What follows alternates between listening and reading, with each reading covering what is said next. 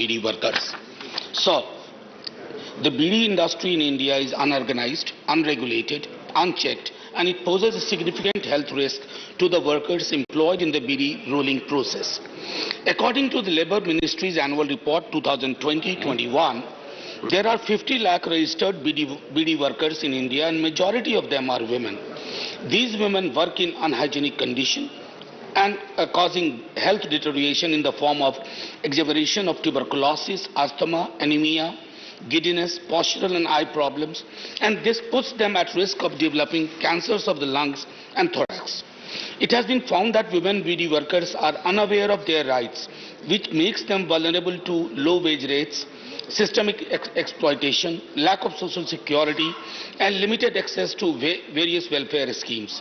The rehabilitation efforts of the government also had a low impact, with only 2,746 beneficiaries being provided placement in alternative jobs as of 31st December 2019. It is important to rehabilitate more women on an urgent basis. The government must play a more responsive role and shift these women BD workers to more rewarding alternative livelihoods. There is a need to organize these women into self-help groups and establish linkages with banks and civil society institutions. The Ministry of Labour and Employment must conduct a study to understand the reasons for the low penetration of the support given to women BD workers and reorient their policy approach accordingly. Thank you very much, sir. Thank you, Manoj. Dr. Prashant Nanda. Thank you, Chairman, sir. The topic of my special mention is delayed release of food subsidy by Government of India. Government and state procuring agencies with regard to permissible items of cost for procurement of rice to be borne by Government of India. The anticipated cost is required to be released in the form of advance subsidy at the rate of 90% of admissible claim on quantity basis in the first month of every quarter. Further, the state government, Odisha State Civil Supplies Corporation, the state agency responsible for procurement, shall be paid quarterly provisional subsidy after deduction of the advanced amount. However, the release of advance and provisional subsidy is irregular. Odisha State Civil Supplies Corporation, the major procuring agency of the state government, is to receive rupees 9,317.25 crore as provisional subsidy and advance subsidy of rupees 2,400.33 crores, with the total subsidy claim standing at rupees 11,717.58 crore. The additional interest incurred till 31/12/2021 cumulatively because of delay in release and short release of subsidy comes to around rupees 5,402.61 crore, which remains unrecouped. I hereby draw the attention of the concerned minister for the early release of funds. Thank you, Prashantji. Srimati Vandana Chauhan. Sir, my special mention is in respect of urgent need to demarcate eco-sensitive zone of the Western Ghats. So the Western Ghats are a globally biodiversity hotspot, a UNESCO World Heritage Site, and an important geological ecosystem that needs urgent conservation. Home to over 325 globally threatened species, the Ghats spread over 160,000 square kilometers, containing 50% of India's endemic amphibians, who are responsible for influencing the southwest monsoons and contain catchment area draining 40% of the country. In recent years, alarming loss of forest cover and biodiversity has been recorded. Despite two committee recommendations, the Gadgil Report 2011 declaring the entire Western Ghat as ecologically sensitive and the Kasturi Ranjan Report 2014 recommending a reduced area of 56,825 square kilometers, no action has been taken on either of the reports. The NGT order mandating that the Western Ghats be declared ecologically sensitive by December 2020 has also been ignored. Presently, developmental activities like roads, railway projects, plantations and increasing urbanization continue unabated. Many forested private lands have been converted into housing complexes and resorts. Landslides have increased due to soil erosion. Infrastructure projects in sensitive areas of the Western Ghats such as the Hubli-Akola Railways, Mekadatu project, Indian Neutrino Observatory and the Kaiga Atomic Plant's expansion are predicted to incur heavy losses to wildlife and biodiversity. Rivers like Kaveri, Godavari and Tapi, considered the lifeline of the region, are drying up despite normal monsoon. States need to build consensus to urgently demarcate the Western Ghats eco-sensitive zones, and the centre needs to make this happen. Delay to address the destruction of Western Ghats would exacerbate environmental catastrophes and lead to irreversible biodiversity loss. Thank you. Thank you, sir. Thank you. Srimati Priyanka Chaturvedi. Thank you, Honorable Chairman, sir. The subject is approval of an additional 8155 Anganwadi Center and 49 child development projects in Maharashtra. I am raising a matter regarding the approval of an additional 8155 Anganwadi Center and 49 child development projects in the state of Maharashtra. The issue has been pending with the ministry since 2016. Anganwadi centers serve as the nodal agency for basic services under Integrated Child Development Services, that is nutrition, health and preschool education. These centers provide affordable and accessible healthcare, aid in community mobilization and are integral for eradicating malnourishment. As per National Family Health Survey 4 and NFHS 5, which is 2019-21, the prevalence of anemia and obesity or overweight has increased across all age groups. Hence, the importance of the Anganwadi centers is paramount. It is highly unfortunate that the matter regarding the approval of Anganwadi centers and child development projects has been pending since 2016. A reminder letter was sent to the Women and Child Development in 2019, but no action has been taken in this regard. The proposal is still pending with the ministry for further approval. Therefore, through this House, sir, and through you, sir, I urge the government to consider and approve the aforesaid proposal and reply to the Maharashtra government at the earliest. Thank you, sir. Sri Abir Ranjan Biswas. Sir. Please. So my special mention is on need for parliamentary scrutiny on the policy regarding mining in no-go areas. In 2010, a study was done by Forest Survey of India that laid down certain parameters to determine whether areas should be open to mining or not. Some areas were recognized as no-go areas and any clearances granted to them were revoked. This policy was never notified officially but followed de facto. However, the policy was eventually diluted and then abandoned entirely. The current situation is that there is a lack of a policy to determine which of the earlier designated no-go areas may or may not be mined. Some areas are recommended for mining on an executive level via office memoranda. Ministries coordinate among themselves. However, the clearance process keeps getting delayed even after the coal blocks have been auctioned. This delay proves harmful for the forest because the mining companies who win the auctions work to illegally dilute the forest density or acquire forest land and designate it as private land. Due to the environmental clearances being regulated via office memoranda, parliamentary scrutiny is completely skipped. This should ideally happen through acts or rules, and the same should be laid before the parliament. There is a need for central government to provide a clear policy regarding mining in no-go areas. The policy should be brought as an act or rules and should be subjected to parliamentary scrutiny. Further, the ministry should provide the allocation policy for projects in no-go areas and the procedure for clearances of the allocated blocks. Thank you, Right. sir. Dr. Fauzia Khan. You want to speak in Marathi? Sir पहिल्या राष्ट्रीय lockdown पासून प्रवाशांसाठी जवळपास सर्व railway सेवा रद्द करण्यात आल्या आहेत. परंतु काही सेवा प्रवाशांना पूर्ववत करूनही पुरुष ज्येष्ठ नागरिकांसाठी प्रवास तिकीट भाड्यात 40% सवलत, महिला ज्येष्ठ नागरिकांसाठी 50% सवलत, तसेच 12 वर्षाखालील मुलांचीही सवलत थांबवण्यात आली आहे.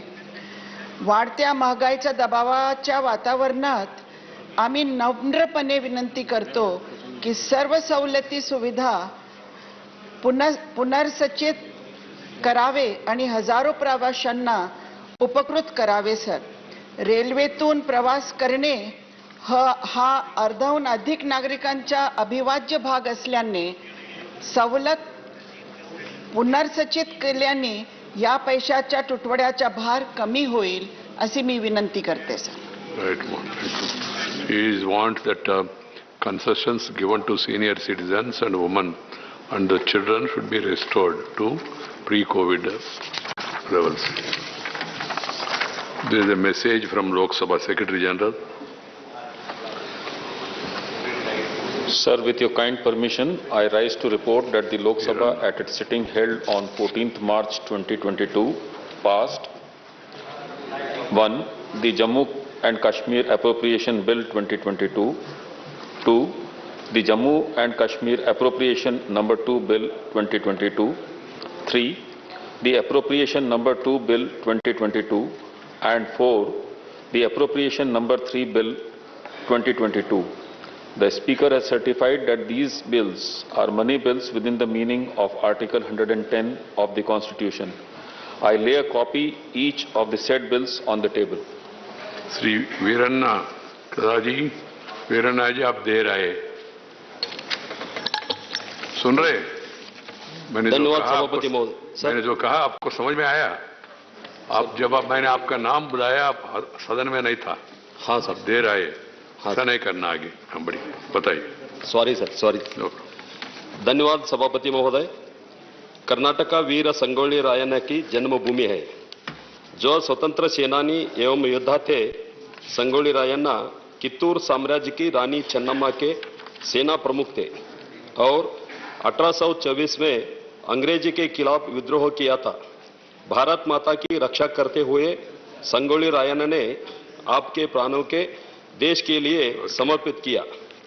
संगोली रायण्ण के सम्मान में कर्नाटक सरकार ने स्वतंत्र सेनानियों के लिए संगोली रायण्ण पुरस्कार की स्थापना भी की हुई और उनके व्यक्तित्व और शौर्य को आने वाले पीढ़ियों तक पहुंचाने के लिए कर्नाटक सरकार ने 230 करोड़ की लागत से बेलगाम जिले संगोली गांव में 100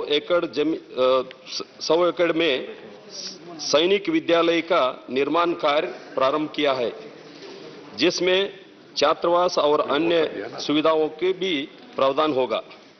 संगोली गांव में सैनिक विद्यालय की स्थापना से यहां के बच्चों की अच्छी शिक्षा और मूलभूत सुविधाएं मिलेंगी, जिससे वो भविष्य में थल सेना, वायुसेना और नौसेना में अपनी सहयोग देने के लिए प्रेरित होंगे और संगोली रायण्ण के जीवन से प्रभावित होकर देश की रक्षा और विकास के लिए काम करने के उन्हें प्रेरित मिलेंगे.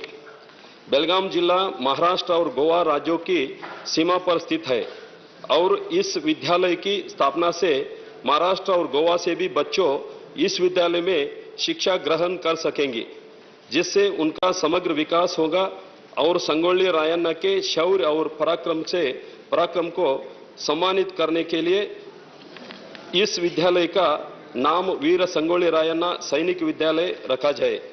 सरकार से निवेदन है कि बेलगाम के संगोली गांव में कर्नाटक सरकार द्वारा सैनिक विद्यालय का निर्माण का कार्य पूरा होने पर इसके संचालन का दायित्व रक्षा मंत्रालय के अधीन लाया जाए और इसे पूरे देश में एक आदर्श सैनिक विद्यालय की तरह विकसित किया जाए. यह मेरी सरकार से मांग है. धन्यवाद sir. Right. John Britas is there? No.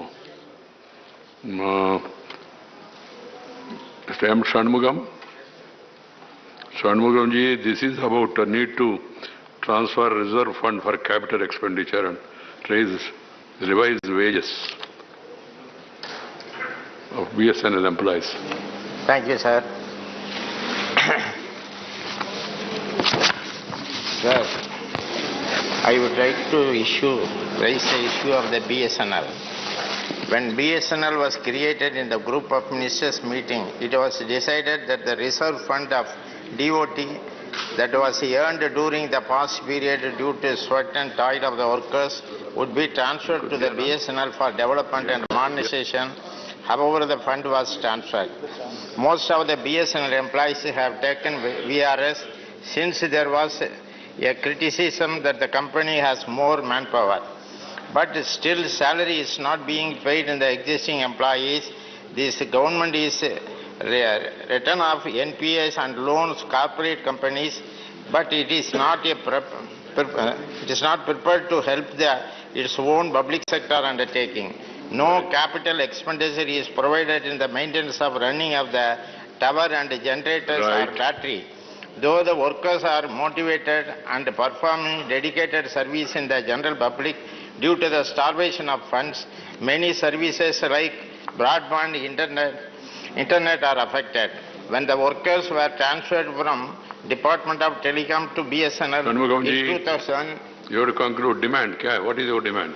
It was assured that that pension should be revised every year, but the government is not taken any financial support to the BSNL, as well as revision of wages to the employees and revision of pension to the retired employees also. Thank you. Thanking you. Sri Vanadavena.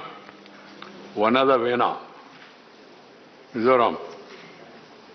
Not there? Standing there. Vanadavena ji. This is about a demand to reopen 3 regional offices of the Food Corporation of India. The state of Mizoram, Tripura and Meghalaya. Veeravar. They are not ready. Okay. Thank you, sir. Sir. Yeah, I want to speak about. Okay. You can read. Yeah. Whenever I exhaust the names that have been approved, then I go to the remaining names. You may not be aware of this, but afterwards that will be changed. Anyhow, I read out your notice. Okay. So, opening of Regional Office of Food Corporation of India in the states of Mizoram, Tripura and Meghalaya. Okay. Yes. I have told you also yesterday, I am reminding again, whenever the approved list is exhausted, then the other names who have given notice, if time is available, they will be called. Accordingly, I have called you. You have not given me an opportunity today. I have given an opportunity, but it could not. I will give you an opportunity. No, I have already given you one opportunity. You cannot have 2 opportunities same day, because others are waiting. Sri Bitas, you want to? Only 30 seconds you have. Sir, the EPF rate which has been reduced may be reinstated. That is my demand. And the government has done a very bad thing to the workers. Millions of people are being affected, and I would request the government to reinstate the rate. Thank you. Question number 136, Fauzia Khan. Sir, question number 136. Minister. Table the House. Supplementary, please. Where is the deputy chairman? Sir, आपके माध्यम से मैं मंत्री महोदय से पूछना चाहती हूँ कि प्रधानमंत्री सहज बिजली हर घर योजना, इसका जो रिप्लाई आपने मुझे दिया है, इसमें कहा है to provide electrical connections to all willing unelectrified households in rural and urban areas. तो क्या विलिंग हाउस होल्ड्स के लिए अगर है तो अनविलिंग जो है उनको नहीं मिलेगा? क्योंकि बहुत बड़ा प्रमाण है जहां लोग आंकड़े डालकर बिजली के कनेक्शंस लेते हैं इलीगली. सर, और जिन घरों तक ग्रिड लाइंस पहुंचना फीजिबल नहीं है, उनके लिए क्या प्रावधान है, ये मैं पूछना चाहती हूँ. Thank you. अध्यक्ष महोदय, हम लोग कनेक्शन तो उन्हीं को दे सकते हैं जो कि कनेक्शन लेने के लिए इच्छुक हो. माननीय सदस्य का यह कहना है कि कुछ लोग जो चोरी कर रहे हैं वो नहीं लेना चाहेंगे, ये बिल्कुल सत्य है. और इसके लिए हम लोगों ने उपाय भी किया है. हम लोगों ने राज्यों को ये परामर्श दिया है कि जहां अधिक चोरी हो रही है वहां पर टेक्नोलॉजी का इस्तेमाल करें. एरियल बंच केबल्स आता है जिसमें कि हुकिंग संभव नहीं है, हमने कहा कि फंडिंग हम करते हैं, आप वहाँ एरियल बंच केबल्स लगा दें तो चोरी बंद हो जाएगी। बहुत सारे राज्यों में जहाँ पर ये हो रहा था उन्होंने एरियल बंच केबल्स लगाए या हाई वोल्टेज डिस्ट्रीब्यूशन सिस्टम लगाए तो चोरी बंद हो गई।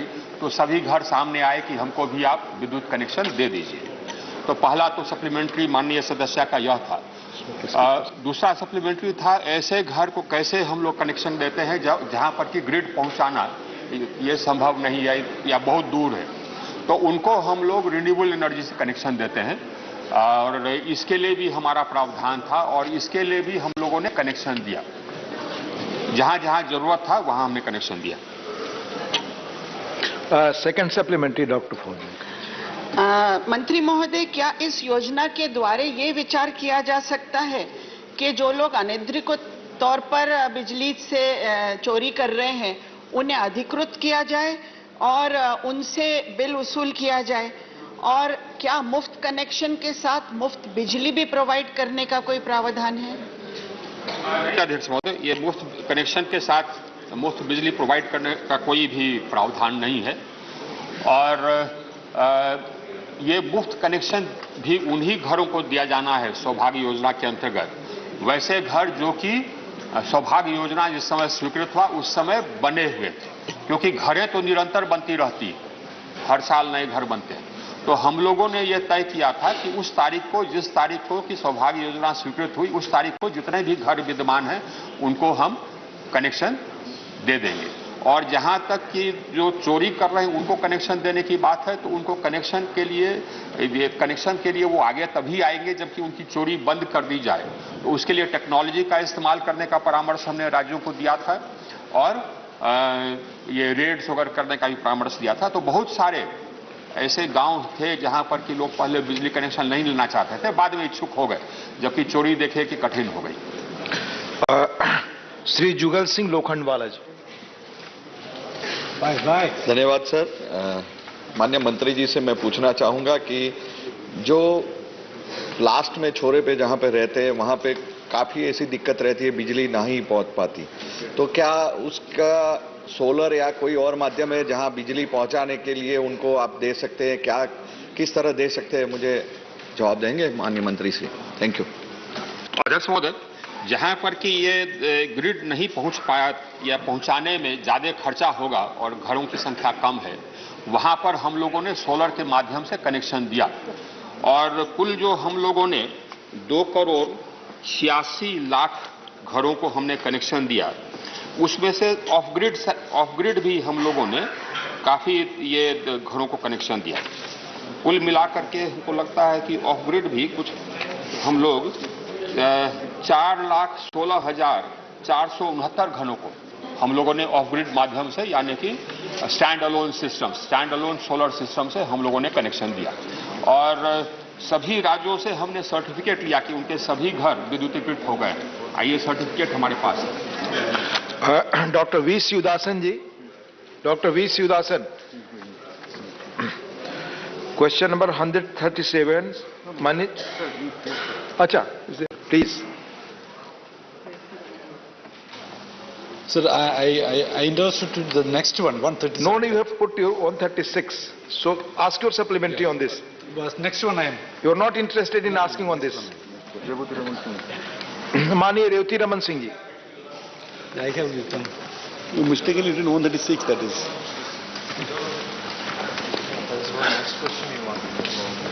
धन्यवाद उपसभापति जी।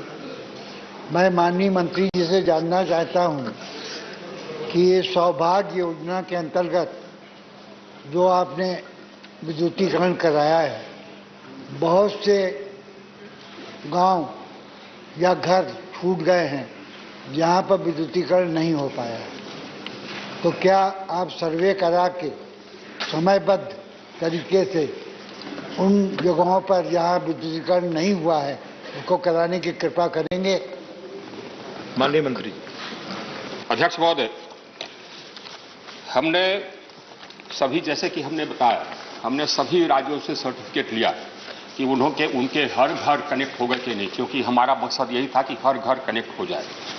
और माननीय सदस्य उत्तर प्रदेश से आते हैं, तो उत्तर प्रदेश से हमें 31 दिसंबर 2018 को सर्टिफिकेट प्राप्त हो गया कि उनके हर घर कनेक्ट हो गए।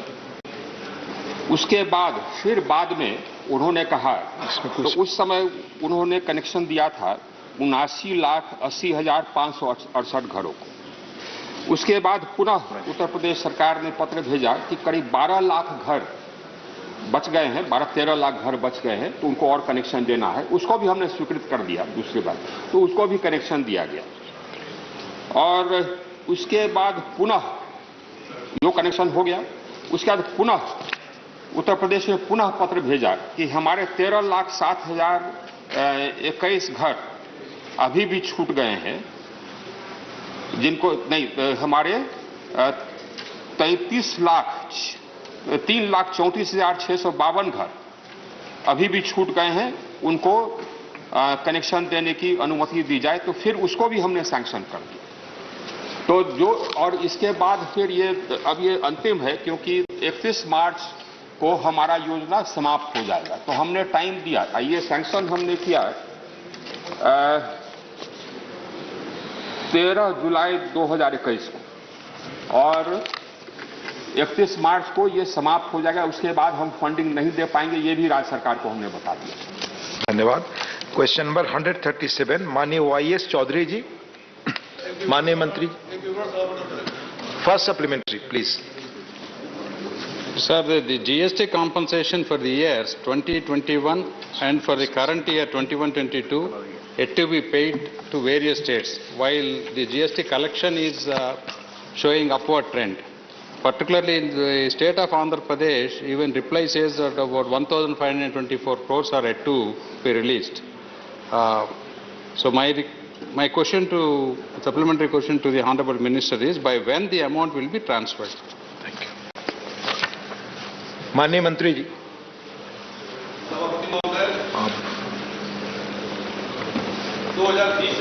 जनवरी और 22 तक की अवधि के लिए आंध्र प्रदेश को 1524 करोड़ रुपए और तेलंगाना को 308 करोड़ रुपए की जीएसटी क्षतिपूर्ति अभी जारी की जानी बाकी है। कुल मिलाकर सभी राज्यों का यूटी का 53,661 करोड़ रुपए की क्षतिपूर्ति अभी जारी की जानी है, जिसे देने के लिए केंद्र सरकार पूरी तरह से प्रतिबद्ध है। इसको बहुत जल्द भुगतान कर देगी। Second supplementary. Sir, I am glad that Minister generally have been committed to support all these states about the GST compensation. But in general, particularly because of the pandemic, there is every state have been trailing behind about their recovery and collection. So, is there any proposal from central government that the GST compensation may be extended for another 5 years, though originally committed only for 5 years? माननीय मंत्री। सभापति महोदय, GST act 2017 की धारा 8 के तहत GST की क्षतिपूर्ति उपकर भारत के लोक लेखा पब्लिक अकाउंट्स का हिस्सा है। जीएसटी लागू होने के लिए राज्यों को जीएसटी अधिनियम की धारा 10(2) के अनुसार केवल 5 वर्षों के लिए ही क्षतिपूर्ति दी जा सकती है। हमारी सरकार राज्यों को 2022 का कंपनसेशन देने के लिए पूरी तरीके से प्रतिबद्ध है। कोविड काल में कम जीएसटी कलेक्शन, शेष कलेक्शन कम होने के नाते जो प्रदेशों पर संकट पड़ी थी, मैं प्रधानमंत्री जी को धन्यवाद दूंगा। उस समय भी हमने लोन लेकर के क्रमशः 1,10,000 करोड़, 1,69,000 करोड़, 2,70,000 करोड़ रुपया लेकर के कहीं ना कहीं लोन के रूप में सरकारों की मदद करने का काम किया है। माननीय वंदना चौहान जी। The state of Maharashtra generates the highest revenue to the kitty of our country. However, in this table which has been appended as annexure to the reply, we see that the maximum figure which seeks compensation yet to be released is for the state of Maharashtra, which is a whopping 11,563 crores. Sir, and another observation that the states of Andhra Pradesh, Delhi, Kerala, Maharashtra, Tamil Nadu, West Bengal, all non-BJP states have this kind of a figure. So what is the prayojan kya hai ministry ka ki ye kyun ho raha hai, and why isn't this 11,500 not released? Thank you. Thank you, sir. Maybe politically dekhte ho. माननीय मंत्री। सभापति महोदय, मैंने पहले ही कहा कि भारत सरकार 2022 तक प्रतिपूर्ति देने के लिए कटिबद्ध है और निश्चित तौर से महाराष्ट्र का भी जो बकाया है उसको भी देने का काम कर रहे हैं। माननीय भुवनेश्वर कलिता जी, प्लीज, माननीय भुवनेश्वर कलिता जी, honourable FM wants reply, please. Senior member Vandana Chavan raised this question. Unfortunately, I've sought your permission to say that the council is a body which decides on how this works out, how the disbursements happen. There is a given formula which has been in place since the time GST has been implemented.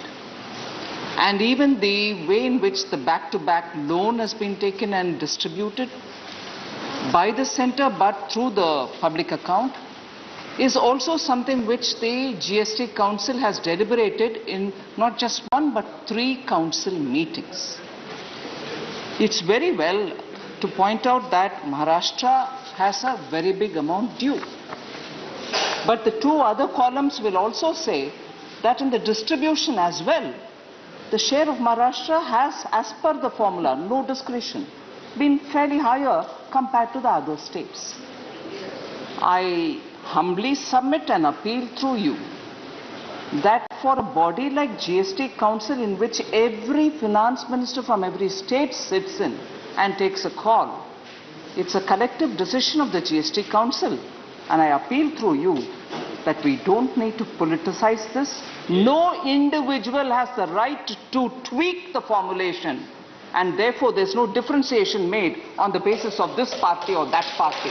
It's an insult to the Gst Council, which is a federal body in which every state has its own finance minister sitting and deliberating. So I would humbly appeal through you, sir, that we do not politicize this distribution. Thank you. माननीय भुवनेश्वर कलिता जी, please, माननीय भुवनेश्वर कलिता जी, please seat पर बैठ करना बोले, record पे नहीं जा रहा है।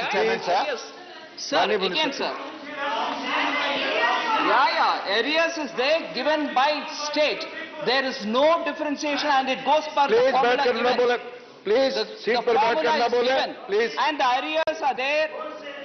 माननीय, प्लीज सीट पर बैठ करना बोले, माननीय, please. The money paid is माननीय also मंत्री जी का higher ही बयान रिकॉर्ड पे जाए, please. The amount given for 22, amount given for 21-22, all this is determined per a formula. And the amount paid also as back-to-back for these states which have been named by honorable member is higher than the other states.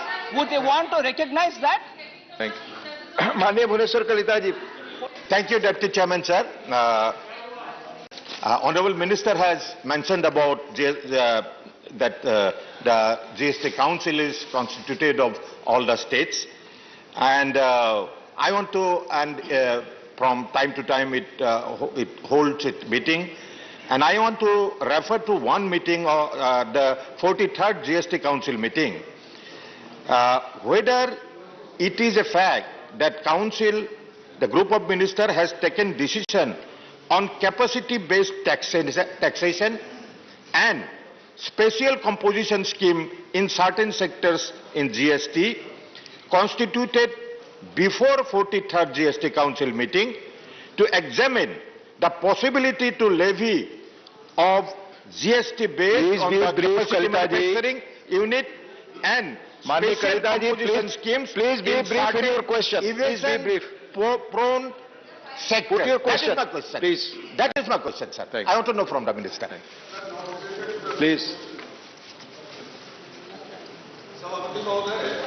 निश्चित तौर से सरकार ने बहुत सी कदम उठाए कि जिससे GST collection का बढ़ोतरी हो। हमारी सरकार जीएसटी कलेक्शन को बढ़ाने के हर संभव प्रयास कर रही है, जिसमें प्रमुख है कि कर अनुपालन कंप्लायंस में सुधार के लिए जीएसटी दरों को सरल करना, ई चालान सिस्टम लाना, अनिवार्य ई फाइलिंग करना, करों के ऑनलाइन भुगतान की सुविधा, लेट भुगतान पर जुर्माना का प्रावधान, वेरिफिकेशन के लिए थर्ड पार्टी सोर्सेज का उपयोग, टैक्स पेयर को शिक्षित करना और मीडिया अभियान चला करके इसके अतिरिक्त ट्रांजिट में वस्तुओं की आकस्मिक जांच के लिए ई-वे बिल स्क्वाड के लिए सक्रिय भी किया जाता है ताकि टैक्स ज्यादा कलेक्ट हो पाए। माननीय जवाहर सरकार जी, प्लीज नो, माननीय Jawahar Sircar ji, please please Please. Manya Jawahar Sarkar. Sir, thank you. I would like to ask the Honourable Minister, whoever chooses to reply, that you have mentioned that the compensation cess will go on beyond 5 years. Now, we have been demanding this for a long time. We'd like to know more specifically how many years would you like? Thank you. Thank you. And the one about everything... Thank you. You have put your one question. Jawahar. Please. क्षतिपूर्ति पे उपकर का निर्णय GST council ने लिया है और निश्चित तौर से जीएसटी काउंसिल में निर्णय हुआ कि 2022 से 5 साल के लिए 27 तक उपकर लगाए जाए. Question number 138, माननीय श्री KRN राजेश कुमार. Please. माननीय मंत्री जी, please. Put your first supplementary, Mr. Rajesh Kumar.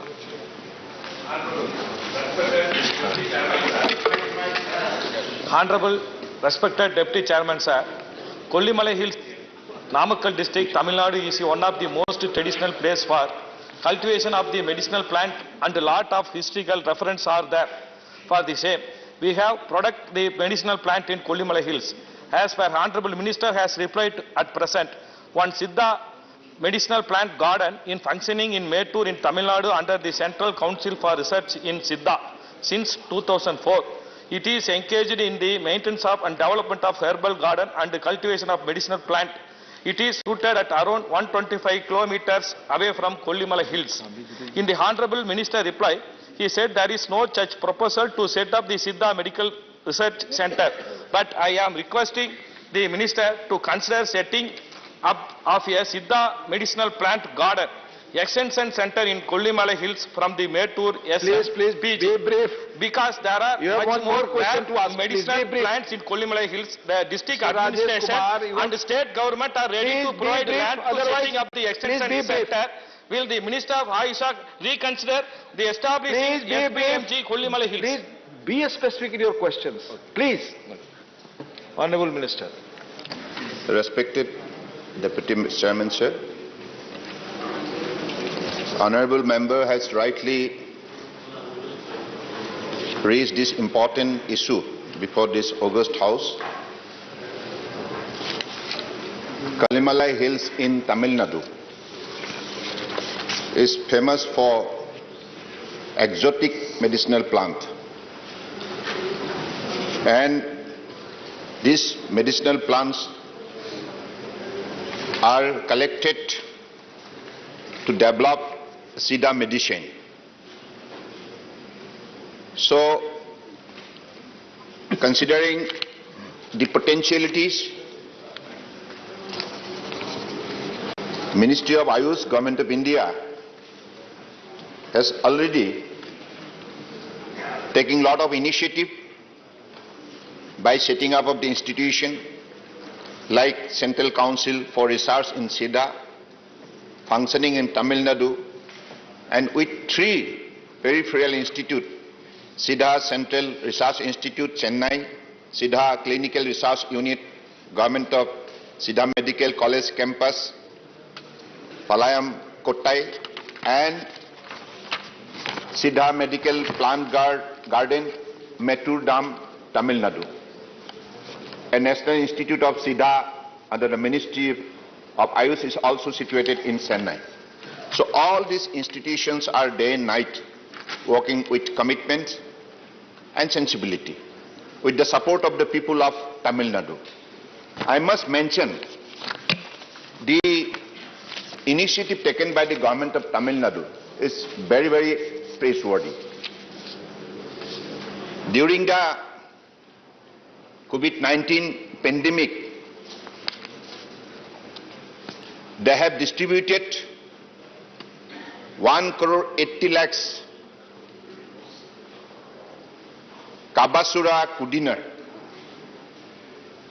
which is based on the Siddha system of medicine among the people of Tamil Nadu, and which has given a lot of relief from this pandemic situation to the citizen. So, considering your expectation, I can simply tell you that I am also interested to pay a visit to these hills, beautiful hills. Thank you. To that extent, I can make you promise. Thank you. Second supplementary. Mani Rajesh, be brief in your question. Please. Okay. The Honorable Deputy Chairman, sir. Please be I brief. want direct answer. Others will get the opportunity also. Please. Okay, sir. I want direct answer. I kindly request to the Honorable Minister, one extension center in Kollimalai Hills for the Siddha medical plant. Thank you. Then, what the, and next second supplementary question, what is the total allocation made to the Central Council for the research in Siddha for Siddha plant cultivation during the last 3 years? Whether the CCRS has utilized the allocation fully? Thank you. If not, the reason therefore. Thank you. Thank you, Rajesh.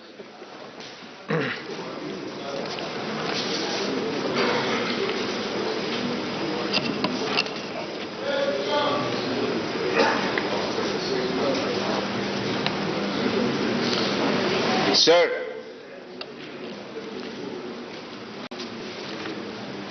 the Ministry of Ayush is trying to develop all system of medicine that is involved in the Ayush family. So, regarding the support, we have been extending our support as per the proposal sent by the respective institution. And in this regard, as you know, that all system of Ayush now will be taken as center stage in the global scenario. You have all come to know WHO has decided to set up a global center for traditional medicine. And that is why now all the system will move together to establish its strength with all scientific evidences and ability before the eyes of the globe, before the people of the globe. So now, as WHO has set up, this is the first and only institution in the country, that is Global Center for Traditional Medicine. Now this is an opportunity for the people of the country who have been there in this particular system for decades together, and this will definitely empower our traditional practitioners to demonstrate their ability before the global society. Thank you. Thank you. Manni Dr. M. Thambidurai ji, today's birthday of Dr. M. Thambidurai ji. Many, many happy returns to Sri Honorable Thambidurai ji. We all wish you happy birthday. Janmdin ki bahut shubhkamnaएं हम सब की ओर से. Please put your question. And also other members can blessing me. With the blessings, I can serve more. Thank you. Yes. Sir, just I want to know from our Honorable Minister. So I know very well that central government is extending a lot of efforts to develop the Ayush. Especially in Tamil Nadu, they are established 3 research centers on Siddha. But the same Siddha is the very famous and also very traditional thing, ancient thing, which has given a lot of relief for the people, Indian system. But now that is the standard is slowly going down, what I learned, sir.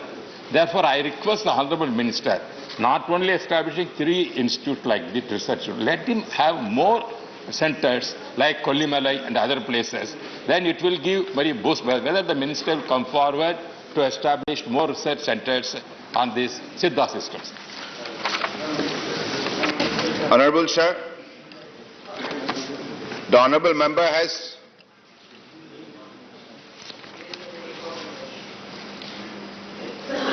expressed his concern about the development of Siddha system of medicine in the country, and that is why he is asking more and more institutions to set up throughout the state of Tamil Nadu. For his information, so far 8 peripheral institutions throughout the country is now functioning. Like we have Siddha Central Research Institute, Chennai, then Siddha Regional Research Institute at Padusiri, Siddha Regional Research Institute in Thiruvananthapuram, Siddha Clinical Research Unit in Palai Kattai, Siddha Medicinal Plant Garden, Mettur, Siddha Clinical Research Unit, New Delhi, Siddha Clinical Research Unit, Bangalore, Siddha Clinical Research Institute, Tirupati. So this is the way. Gradually it is growing up, and I believe definitely considering the importance of this particular system of medicine, and out of this medicine, this particular system has proved its particularly importance to our prevention of diseases and also preservation of human health. So that is why I am confident that whatever honorable member is expecting from us, this is the demanding situation, and I could particularly assure this house, you must appreciate. Please be brief in your answer. Please. You must appreciate why. Please. No. Please listen. Not allow Mr. Rajesh Listen to me. Listen to me, please. Please Listen be to brief. me. Listen to me. Honorable Minister, please be brief. So, and I want to be brief because the importance, how importance is growing up. This must be realized by the August House. All questions are important. Please let us move to other. Okay, please. So that is why. Please, sir. No. Please be brief, Honorable Minister. Honorable Minister, please be brief. Honorable Minister. So please brief. I will move to other. Please. Sir, I could assure that. हाँ बोले आपकी बात. Because this is definitely growing situation, and this particular matter will be definitely examined. Thank you. माननीय professor Ram Gopal Yadav ji. Professor Ram Gopal Yadav ji.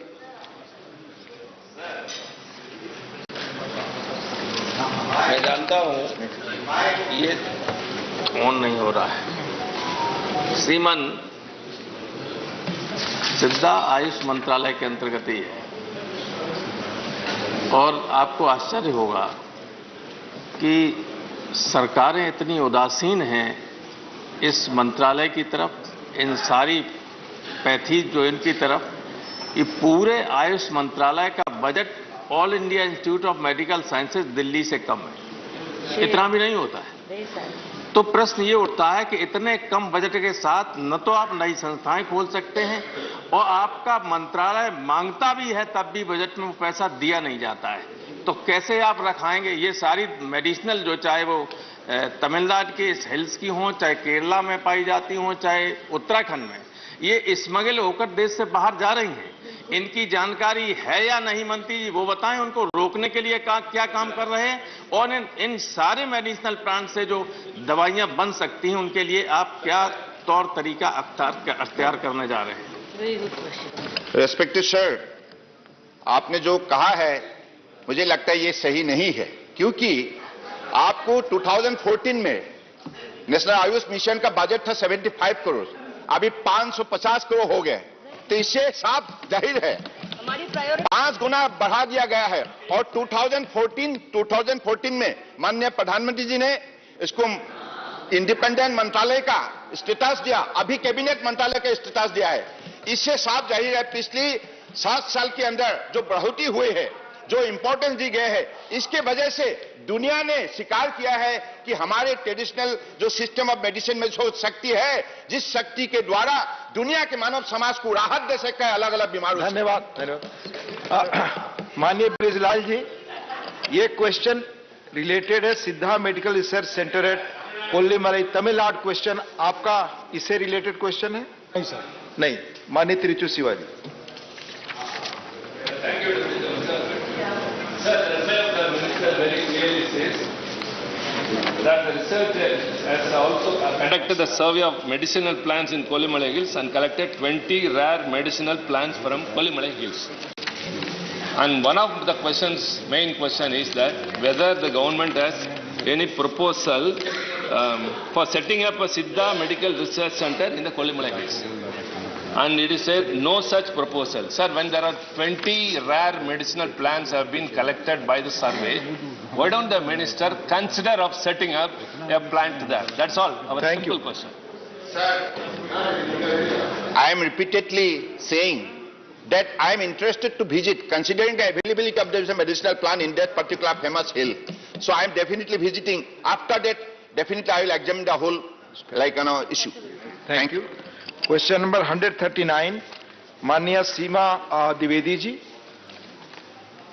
माननीय मंत्री जी, माननीय सभापति महोदय, जवाब सभा पटल पर रखा गया। पहला सप्लीमेंट्री सीमा जी।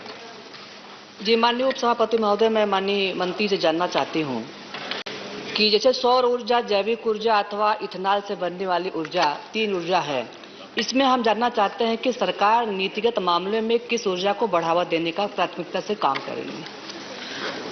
सभापति महोदय, भारत सरकार तीनों ऊर्जाओं को महत्व बढ़ावा दे करके प्रधानमंत्री जी का रिन्यूएबल एनर्जी के अंदर 2030 तक जो महत्वाकांक्षी टारगेट रखा गया है कि 500 गीगावाट के लिए, इसी के लिए हमारा मंत्रालय तीनों ऊर्जाओं का विभागों को उतना ही परिपूर्ण महत्व देकर के उसको बढ़ावा दे रहे हैं।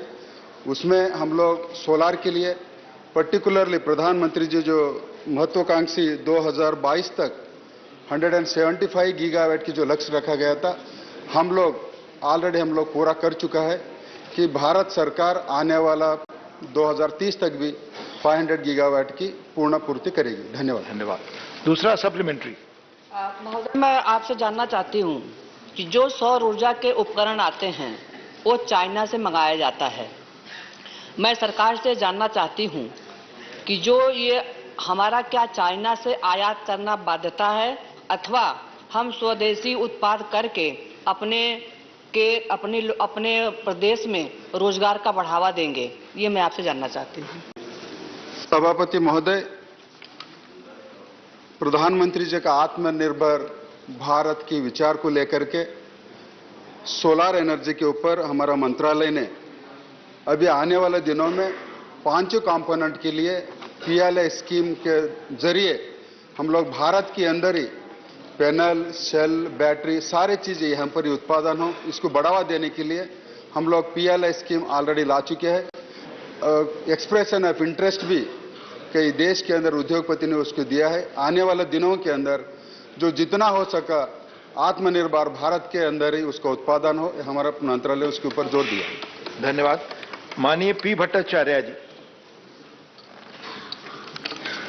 Chairman said the Honorable Minister has said the setting up of ultra mega renewable energy park to provide land and transmission are the developers on a plug and place basis. So I would like to know, Honorable Minister, exactly what are the places you are going to set up this type of park?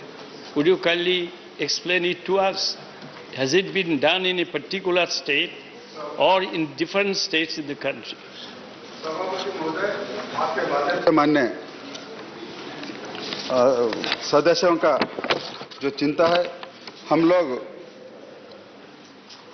बहुत सारे state में solar park बनाने के लिए हम लोग इच्छुक भी है और वहाँ की सरकारों से जो भी वहाँ पर डिमांड करेगी तो हम लोग उसको मदद करने भी तैयार है। तो हर अलग अलग स्टेट के लिए उसको हम लोग आपको जवाब हम लिख के दे देंगे। माननीय TG Venkatesh ji.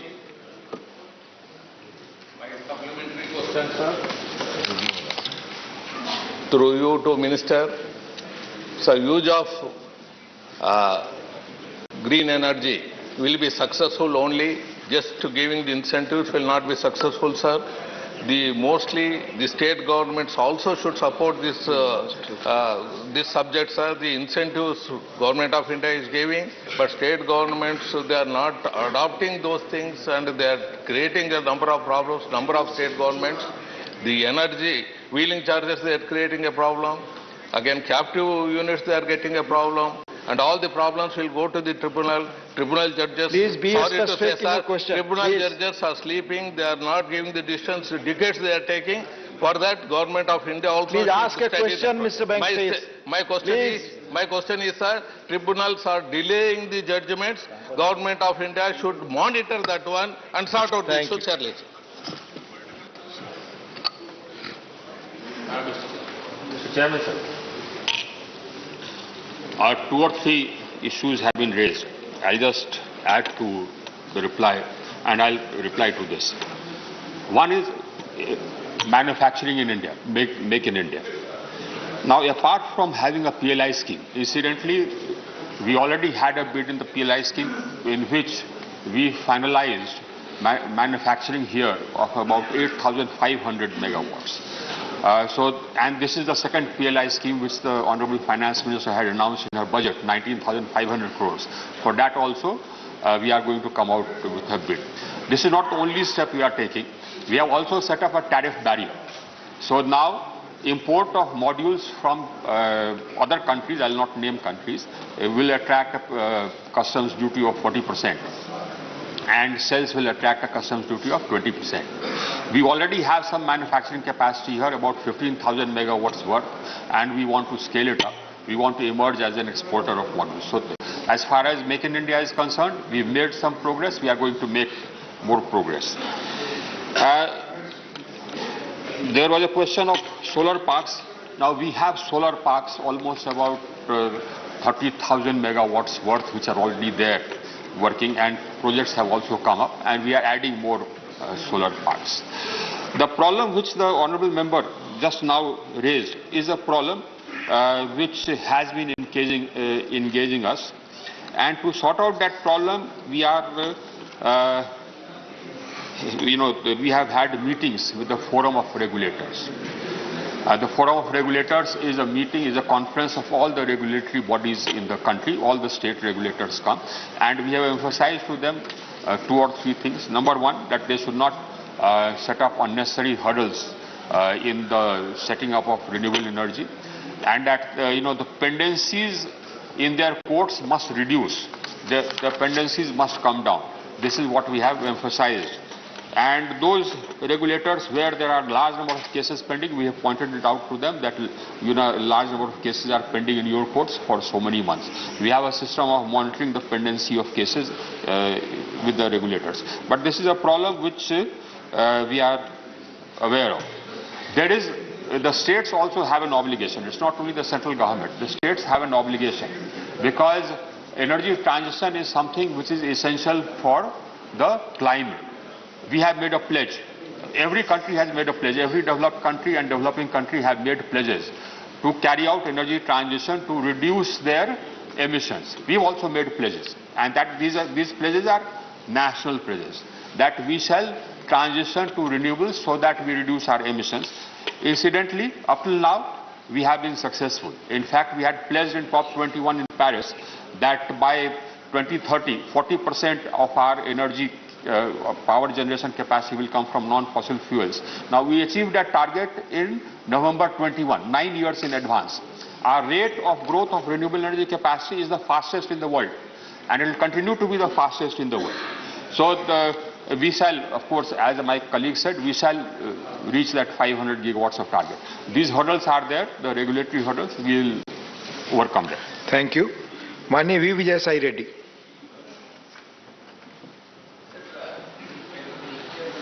The job creation potentiality of per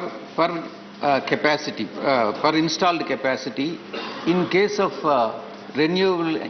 usage of renewable energy technology is 25 times higher than the fossil fuel technology.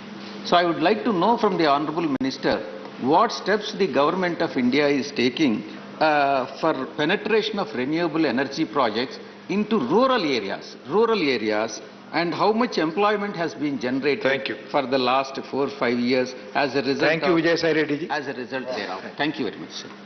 अध्यक्ष महोदय, सोलर एनर्जी के अंदर हम लोग 3 कंपोनेंट के अंदर हम लोग जॉब देने का भी करते हैं.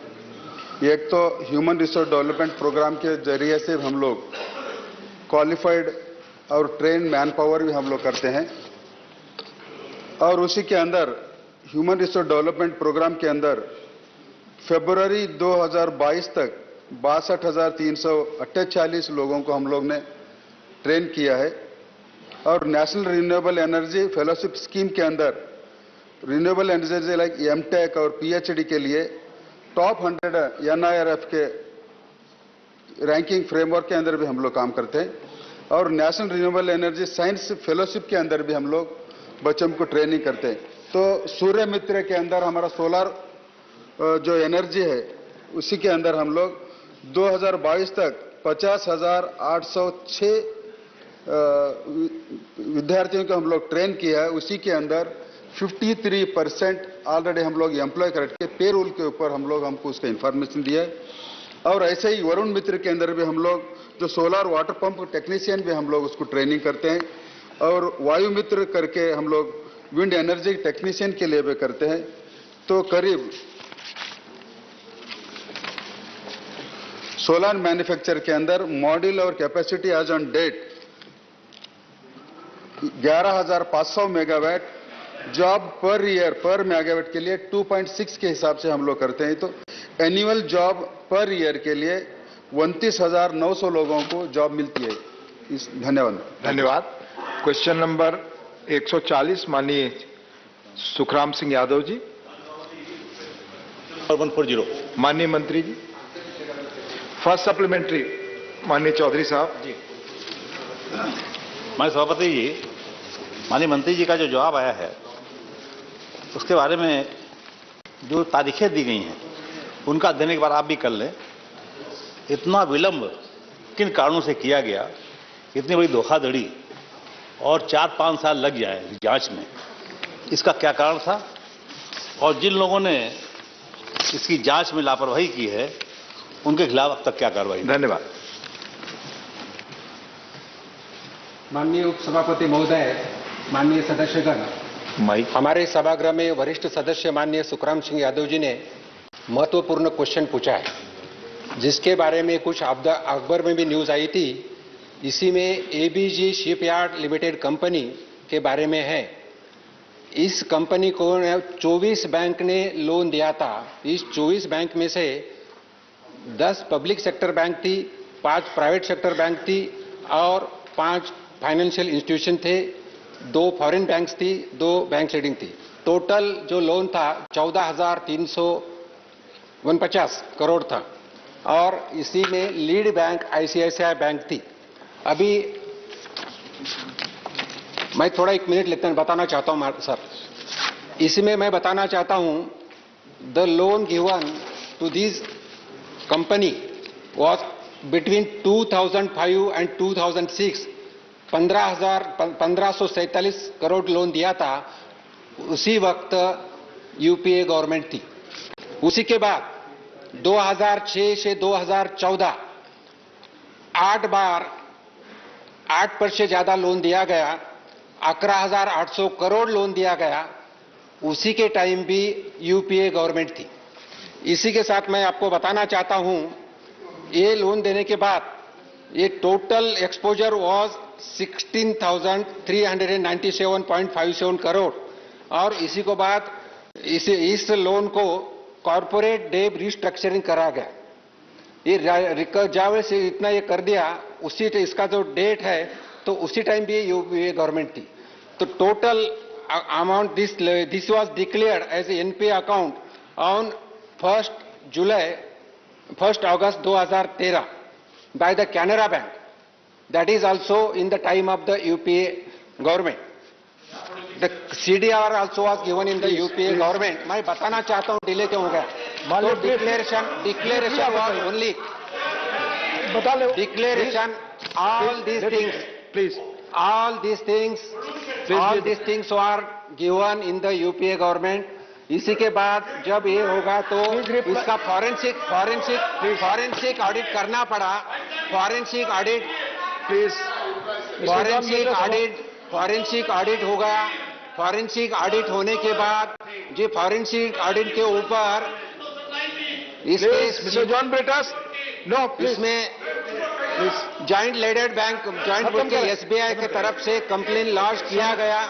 SBI ने CBI को कंप्लेन लॉन्च किया और CBI ने कंप्लेन लॉन्च करने के बाद जो इन्वेस्टिगेशन चलते गए तो इसी में एक रूल है सर, अगर ये हर एक केस को स्टेट में जाना पड़ता है, उनको परमिशन लेना पड़ता है।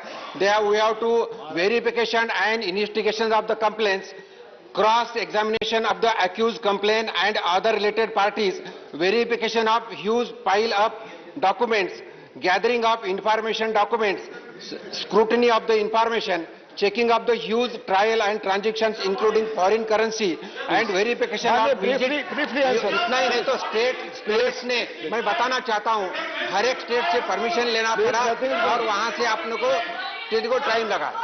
मानिए लो प्लीज, आप बैठ करके बीच में ना बोले. मानिए लो प्लीज. यस बोल. मैं आपसे निवेदन करूंगा कि ये प्रश्न का उत्तर देने के बजाय यूपीए सरकार में कितने लोन दिए, हम कितने, मेरे पास भी बैंक का लिस्ट पढ़ते जाऊं क्या मैं? मेरे पास भी 20-25 बैंक का लिस्ट है, कौन कितने कितने दिए. लेकिन क्वेश्चन ये है, अगर इसको शिपयार्ड का पूरा डिस्कशन करना है इस सदन में, हम करने को तैयार है, उसके लिए नोटिस भी दिए हैं. धन्यवाद. लेकिन नो ये रेफरेंस जो क्वेश्चन एक है, उत्तर दूसरी देकर कि पेपर में आना कल के दिन कि यूपीए गवर्नमेंट में ये हुआ, यूपीए गवर्नमेंट में वो. धन्यवाद माननीय एलओपी. धन्यवाद. नहीं प्लीज. हाँ, फिर अगर यूपीए गवर्नमेंट में ही वही दिया है, सप्लीमेंट्री कंटिन्यू क्यों करें? चौधरी ये सेकंड सप्लीमेंट्री, आपका सेकंड सप्लीमेंट्री रिकॉर्ड पे जाएगा. Please second supplementary. सरकार किसकी है किसकी नहीं है, जो भी सरकार होती है उसकी जिम्मेदारी होती है.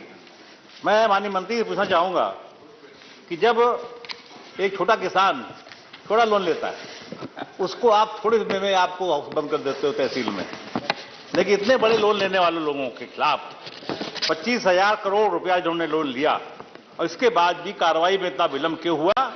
और मैं जानना चाहूंगा अभी तक कितने लोग जेल में गए और कितने लोगों के खिलाफ कार्रवाई. धन्यवाद चौधरी साहब. और बस काफी हो गया. धन्यवाद. हो गया, आपने एक क्वेश्चन पूछ लिया, आप ब्रीफली आंसर दें. माननीय मंत्री जी briefly answer please. FIR was registered by CBI against 8 peoples. अगर मैं चाहे तो नाम बताना चाहूँ. नहीं, आप ब्रीफली आंसर. तो 8 लोगों के खिलाफ FIR लॉन्च किया है, उन्हीं को आउटलुक नोटिस दिया है और उनके ऊपर कार्रवाई सीबीआई की तरफ से चल रही है. माननीय नीरज डांगे जी. सर, आपके माध्यम से I would like to ask the supplementary question from to the Honorable Minister. What steps is the government taking to reform lending policies so that similar fraudulent loans do not occur in the future? Thank you. Question repeat करिए sir. ये क्या repeat sir? आपने क्या steps, आपने please आप बीच में ना बोले, आपने क्या स्टेप्स लिए ताकि फ्यूचर में ऐसी चीजें ना हो? This is question please.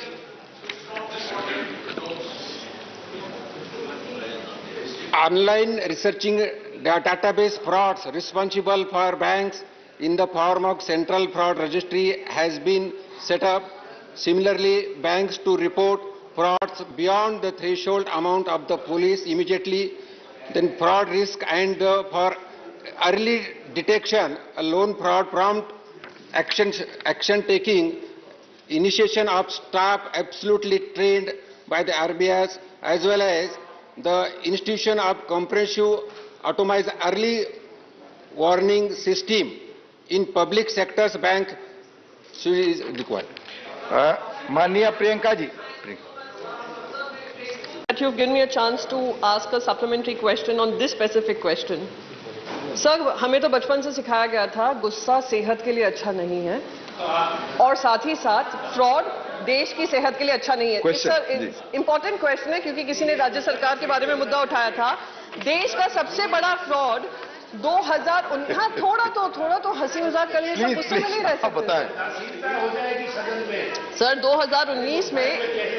2019 में फ्रॉड डिक्लेयर किया गया था. अप्रैल 2019 में इसको फ्रॉड बताया गया था और मैं साहब को बता दूं आपके माध्यम से सर मिनिस्टर को कि ये आईसीआईसीआई बैंक लेड कंसोर्टियम था जिन्होंने ये लोन दिए थे. ये कोई पब्लिक सेक्टर बैंक नहीं था. 2019 में ये फ्रॉड डिक्लेयर होता है. सीबीआई इन्वेस्टिगेशन के लिए एसबीआई 8 नवंबर 2019 की मांग करती है. पर फर्स्ट एफआईआर जो लॉन्च होता है 7 फरवरी 2022 को होता है। इतना विलंब क्यों हुआ और क्या इस कारण ये है कि गुजरात गवर्नमेंट उनको संरक्षण दे रही thank you, thank you, no comment, thank you. बस ये मेरा सवाल है। This is a wrong question ask by the honourable member. कोई गवर्नमेंट सपोर्ट कर रहा नहीं है। सीबीआई इंक्वायरी की जांच कर रहे थे। मैं जैसे पहले ही बता दिया कि सीबीआई को हर स्टेट में जाके हमारे मोदी साहब ने जैसे बताए थे कि स्टेट गवर्नमेंट का परमिशन लेना पड़ता है जो पुलिस को जाके, तो इसीलिए वो डिले हो चुका है। और तो सीबीआई ने जैसा ये हुआ है तो फ्रॉड डिक्लेयर करे और एक्शन लिया है। माननीय सुशील कुमार मोदी। ओ प्लीज मैडम, एक साथ उत्तर दे मोदी जी प्लीज। मेरा भी उत्तर इस पे मिलता जुलता है, एक साथ उत्तर दे। एक मिनट, आप पहले माननीय मंत्री को बोल रहे हैं, प्लीज प्लीज। मैं जो बोल रहा हूँ उसी को One or two clarifications, sir, for the question asked by the honourable member. Public sector banks are also involved in this. Yes, that's right. ICICI may have been the lead bank of the consortium, but clearly there are 10 public sector banks in this. One. Sir, and then there was a forensic audit report which was done by, which was received by the SBI, that was done by a audit firm called Ernst & Young, and that was submitted in January 2019. Then I'm sure all honorable members are fairly familiar. Banks have an institutional way of going through assessing a forensic audit report. That fraud identification committee, as it is called in SBI, took 5 months over it, and I wouldn't want to say that it was delayed there at that point. 19th January, 5 months later, on 19th of June 2019, they recognized it as fraud. That is SBI's own team. Huh? 3 years. 6 months. Please, please. Mr. John Britas, please. No, please let her speak, please. I just want, no, here there is, please. No, you're confusing Don't be everybody. I'm sorry, if you only listen, you wouldn't do that. First, 19th January 2019, 19/6/2019. Within 5 months, they have recognized, based on the forensic report given by Ernst & Young, that it is fraud, and SBI has given the whole detail to CBI on 8/11/2019. So again, within 4 months, they have gone to CBI to say file the case. So SBI has been moving January to June to November within 2019 to make sure that the case is handled, and after that SBI's case has been pursued from 8/11/2019. Yes, earlier between 2014, when the last 42.6% increase is being given to an organization which is going through corporate debt restructuring. If you wouldn't mind, honorable members would please accommodate that the MOS was only trying to say that 1 year to another year to third year to fourth year. Till 2014, 8 times, if the restructuring happens, and every time there's also an enhancement of money being given. He only has tried to highlight the fact that between 2005-06 till early 2014, periodically increasing the amount is happening, and to the extent that the last one, which happens early March 2014, 42.6% increase has been given by the banks. Now, I'll move from this to one other related question which was asked. What are we doing about such things not getting repeated? Chaudhary Sahab probably asked that question. Simple, sir. In this particular case, there's not been one credit enhancement after 14, when 8 times money has been given for a company which is under restructuring.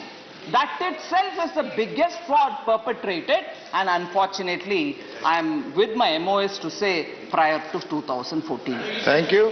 माननीय सुशील कुमार मोदी जी. माननीय सुशील कुमार मोदी जी. सती महोदय, मैं माननीय मंत्री से जानना चाहता हूं you have mentioned in your reply, Madam, you have mentioned in your reply that the final complaint was filed on 14/12/2020. मैं फिर से 14/12/2020 को फाइनल कंप्लेंट एसबीआई ने फाइल किया, तो सीबीआई को 14 महीना क्यों लगा एफआईआर दर्ज करने में? क्या ये बात सही है कि कुछ राज्य सरकारों ने जिन्होंने कंसेंट विड्रॉ कर लिया था, उन्होंने कंसेंट विड्रॉल के कारण उन राज्य सरकारों ने कंसेंट देने में देर की और इसके कारण एफआईआर दर्ज करने में और 14 महीना लगा? तो मैं जानना चाहता हूं कौन कौन सी राज्य सरकारें हैं जिन लोगों ने कंसेंट देने में देर की और जिसके कारण यह लॉन्च करने में समय लगा? जो है कम समय है, ब्रीफली आंसर समझे। माननीय उपसभापति महोदय, मैं आंसर देते समय बोला हूं कि जब सीबीआई इंक्वायरी होती थी तब कुछ राज्यों ने जो उनके इंक्वायरी करना पड़ता है तो वहां जाके रिफ्यूज किया है, तो उसने उनसे कंसेंट देने का विड्रॉ किया था पावर। तो इस टाइम सीबीआई को हर राज्य में जाके परमिशन लेना पड़ा और उसी में डिले हो गया। That is one of the important reason for delaying the inquiry. Number 1 तो महाराष्ट्र नंबर 1 राज्य है और महाराष्ट्र राज्य है और 2-3 राज्य है, मैं बताऊंगा। क्वेश्चन नंबर 141, माननीय मंत्री जी, क्वेश्चन इज नॉट देयर। माननीय एमएम अब्दुल्ला जी, माननीय एमएम अब्दुल्ला, प्लीज।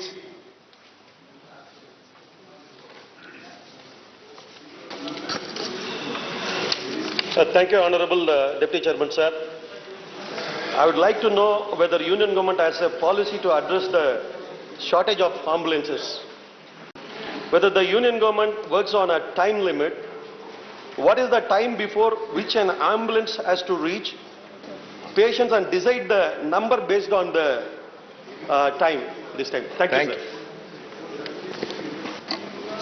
आदरणीय उपसभापति महोदय, आपके माध्यम से मैं ये बात जरूर कहना चाहूंगी कि लगातार आदरणीय प्रधानमंत्री जी के नेतृत्व में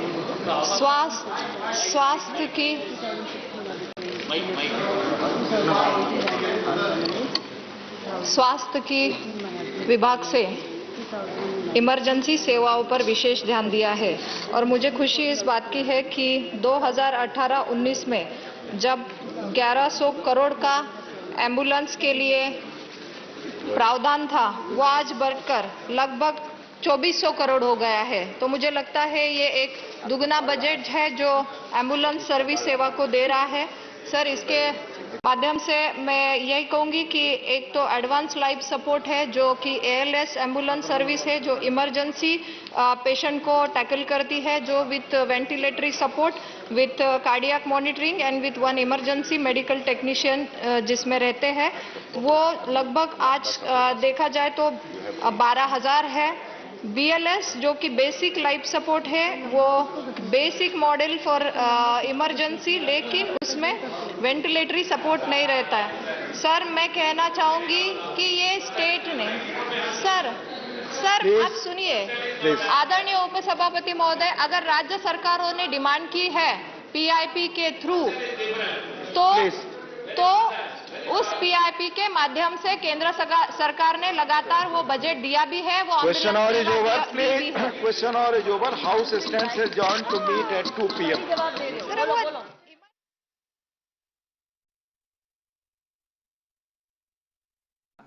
व्यक्ति जो है वो पशुओं को खुला छोड़ देते हैं और उन पशुओं को उनके रखरखाव के लिए, उनके चारे की, उनके खानपान की व्यवस्था जो है वहाँ के क्षेत्र के स्थानीय गौशालाएं जो हैं वो करती हैं और कुछ परिस्थितियों में वो लोग अपने पशुओं को पुनः वापस लेने भी नहीं आते हैं। ऐसे में उन पशुओं की देखरेख पूरे वर्ष वही गौशालाएं जो है वो करती हैं। मेरा इसमें निवेदन है कि भारत सरकार, गृह मंत्रालय के जो एसडीआरएफ जो नॉर्म्स हैं, स्टेट डिजास्टर रिलीफ फंड के जो नॉर्म्स, उसमें पैरा 6 में जो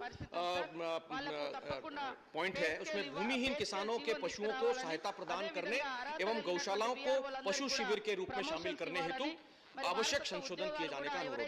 बहुत बहुत धन्यवाद। అసెంబ్లీ వేదికగా ఇచ్చినటువంటి మాటను నిలబెట్టుకోవాలని వారి తరఫున మీకు విజ్ఞప్తి చేస్తాను. One member is following the advice. Thank you, sir. Thank you, sir, for allowing me to speak. I would like to draw the kind attention regarding the recommendation made by the West Bengal government by their letter number dated 28 February 2014 for granting of scheduled tribes status to 11 communities living in Sikkim and other Gorkha-dominated states and areas. Sir, this is the voice of Darjeeling and Tarai doers and not Bengal. As per the Government of India on 15 June 1999, further amended on 25th June 2002 has laid down the modalities. As per the modalities, only those proposals which have been recommended and justified by the concerned, the state government, UT administration and concurred with by Registrar General of India and National Commission for Scheduled Tribes are to be considered and legislation amended. In consequence, the state of West Bengal has recommended and justified. Sir, I humbly urge the August House to seek a detailed explanation whether the recommendation by the West Bengal state government has been concurred with by Registrar General of India and National Commission for Scheduled Tribes. And the reason for extreme delay in the interest of 11 Gorkha backward tribes within which time frame the legislation be amended. Thank you, sir. Thank you, sir. Sri Vaiko, Associate Representative. Vaiko. To compensate the fishermen for the loss including due to the imposing of the restriction by the government on fishing and fish trading activities during the naval events and naval exercise at Visakhapatnam, sir. Thank you, sir. Thank you. P. Wilson. I raise to bring to the kind attention of the House about the crisis which the state of Tamil Nadu is going through with regards to the pending dues from the Union government. India is Union of States and Tamil Nadu is one of such states. It is pertinent to note that the Union government, through the non-distribution of funds in various schemes including the GST compensation, owns to the government of Tamil Nadu an outstanding amount to the tune of rupees 20,287.38 crores under 38 heads. Chairman, sir, I will read 17 heads, please permit me. GST compensation comes to 9,842.58 crores. Customed millets rice subsidy comes to 2,203.25 crores. MNGRA comes to 1,360.74 crores. Jal Jeevan Mission 1,086.05 crores. This PMAY comes to 964.21 crores. Then grants for rural local bodies comes to 799.80 crores. Then scheme for development of scheduled castes for the pre and post metric scholarship comes to 704 crores. Implementation of smart cities comes to 584 crores and grants for the rural local bodies comes to 420 crores. Then Sarva Shiksha's Abhiyan elementary education comes to 370.64 crores. Then the state disaster responsive comes to 204 crores. Then old age pension comes to 127 crores. Then per drop, more drop comes to 125 crores. Secondary education, the amount comes to 115.27 crores. Midday meal comes to 113.18 crores. Flexible communicable disease comes to 109.59 crores. Thus, Chairman sir, about 20,287.38 crores is not given to Tamil Nadu government and the amount is due. Chairman sir, in Amrut 2.0 scheme, the allocation of funds to the state of Tamil Nadu is not adequate for this financial year when compared to the other states of ruling party. The Honorable Minister is requested to kindly look into this issue. When the amount realizable under the GST compensation is enormous and the Union government is not going against, the GST Act 2017, when the Union government took away the powers of the state to collect indirect taxes by legislating GST tax, it was on the promise that the state shares would be promptly paid. It was on this premises the state concerns were obtained by delaying payment. The union government, by is committing breach of trust and is violating the undertaking made on the floor of the parliament. The state of Tamil Nadu and the people have been ignored. The union government has to look into this issue immediately and release the funds to the state of Tamil Nadu so as to ensure that there is smooth functioning, implementation and running of the schemes and achieve the respective objectives. Thank you, Chairman, sir.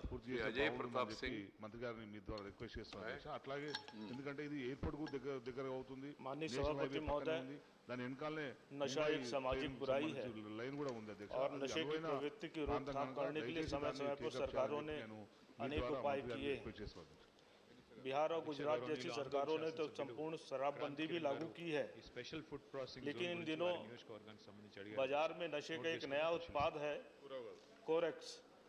Corex खांसी की दवा है लेकिन इसका उपयोग खांसी से ज्यादा नशे के लिए किया जा रहा है इसका सेवन करने के पश्चात मन मस्तिष्क शून्य हो जाता है शरीर शिथिल हो जाता है और आज हमारी युवा पीढ़ी इसका अधिकाधिक प्रयोग कर रही है इसी तरह आयोडेक्स को भी ब्रेड में लगाकर हमारी युवा पीढ़ी इसका सेवन कर रही है और इसके माध्यम से उनके शरीर पर भी विपरीत असर पड़ रहा है इसलिए मैं आपके माध्यम से सदन का और सरकार का ध्यान इस ओर आकृष्ट करना चाहता हूं कि इन दोनों ही उत्पादों पर सरकार या तो प्रतिबंध लगाए अथवा इसका नियामकीकरण करे जिससे कि इसकी बिक्री नियंत्रित हो सके और जो मर्ज के इलाज में जिसका उपयोग होता है केवल उतने तक ही इसकी बिक्री सीमित की जा सके। बहुत बहुत धन्यवाद सभापति महोदय। मंत्री जी कौन है? हेल्थ मिनिस्टर మల్లన్న సాగర్ ద్వారా कोरेक्स సంగారెడ్డి और పట్టణంలో ఉన్నటువంటి మహబూబ్ సాగర్ లో health minister Mallanna Sagar water తీసుకొచ్చి చెప్పారు అధ్యక్ష అది ఎంత వీలైతే అంత తొందరగా పూర్తి చేయాలని మరి కోరుతున్నాను గతంలో సీఎం గారు మా జిల్లా మంత్రి सुशील कुमार मोदी ఇచ్చిన మాట सचिव महोदय इस समय देश के अंदर बैंक फ्रॉड के 100 से ज्यादा केसेस पेंडिंग है for the consent with the different state governments amounting to ₹50,000 crore और ये चीटिंग फॉर्जरी मिस एप्रोप्रिएशन और बैंक फ्रॉड के जो केसेस हैं और राज्य सरकारें इसके इन्वेस्टिगेशन की अनुमति नहीं प्रदान कर रही है और मैं सदन को बताना चाहूंगा कि यस बैंक नाम का जो बैंक है उसके 3,664 करोड़ के 5 केसेस पेंडिंग है पिछले एक साल से जिसमें ILFS के ट्रांसपोर्टेशन वर्क्स ILFS के मैरीटाइम इंफ्रास्ट्रक्चर और एनर्जी डेवलपमेंट और सीईओ और राणा कपूर जो यस बैंक के सीईओ थे 1,353 करोड़ और चेयरमैन MD राणा कपूर के 225 करोड़ तो केवल यस बैंक ने 5 केसेस रेकमेंड किया है for investigation which amounts to 3,664 crore and the cases are pending for investigation for the last 1.5 year. उसी प्रकार स्टेट बैंक ऑफ इंडिया के 3,046 करोड़ के केसेस पेंडिंग है DS Kulkarni Developers 433 crore Cox and Kings 624 crore Jet Airways के 1987 करोड़ उसी प्रकार सौती महोदय यूनियन बैंक के केवल कॉर्पोरेट पावर लिमिटेड जिसके मालिक मनोज जायसवाल 4,000 करोड़ सिक्किम एलॉयज लिमिटेड 448 करोड़ और PNB के वदराज सीमेंट्स और EMI ट्रांसमिशन कुल सभापति महोदय केवल एक स्टेट मैं आ रहा हूं सभापति महोदय एक स्टेट मुंबई ने एक राज्य एक शहर मुंबई में 13,000 करोड़ से ज्यादा के बैंक फ्रॉड के केसेस एक साल से पेंडिंग है क्योंकि स्टेट गवर्नमेंट जो है कंसेंट नहीं दे रही है CBI को बैंक फ्रॉड के केसेस की जांच करने के लिए और अगर देश के सभी राज्यों को लिया जाए तो this amounts to more than 50,000 आपका टाइम समाप्त हो गया।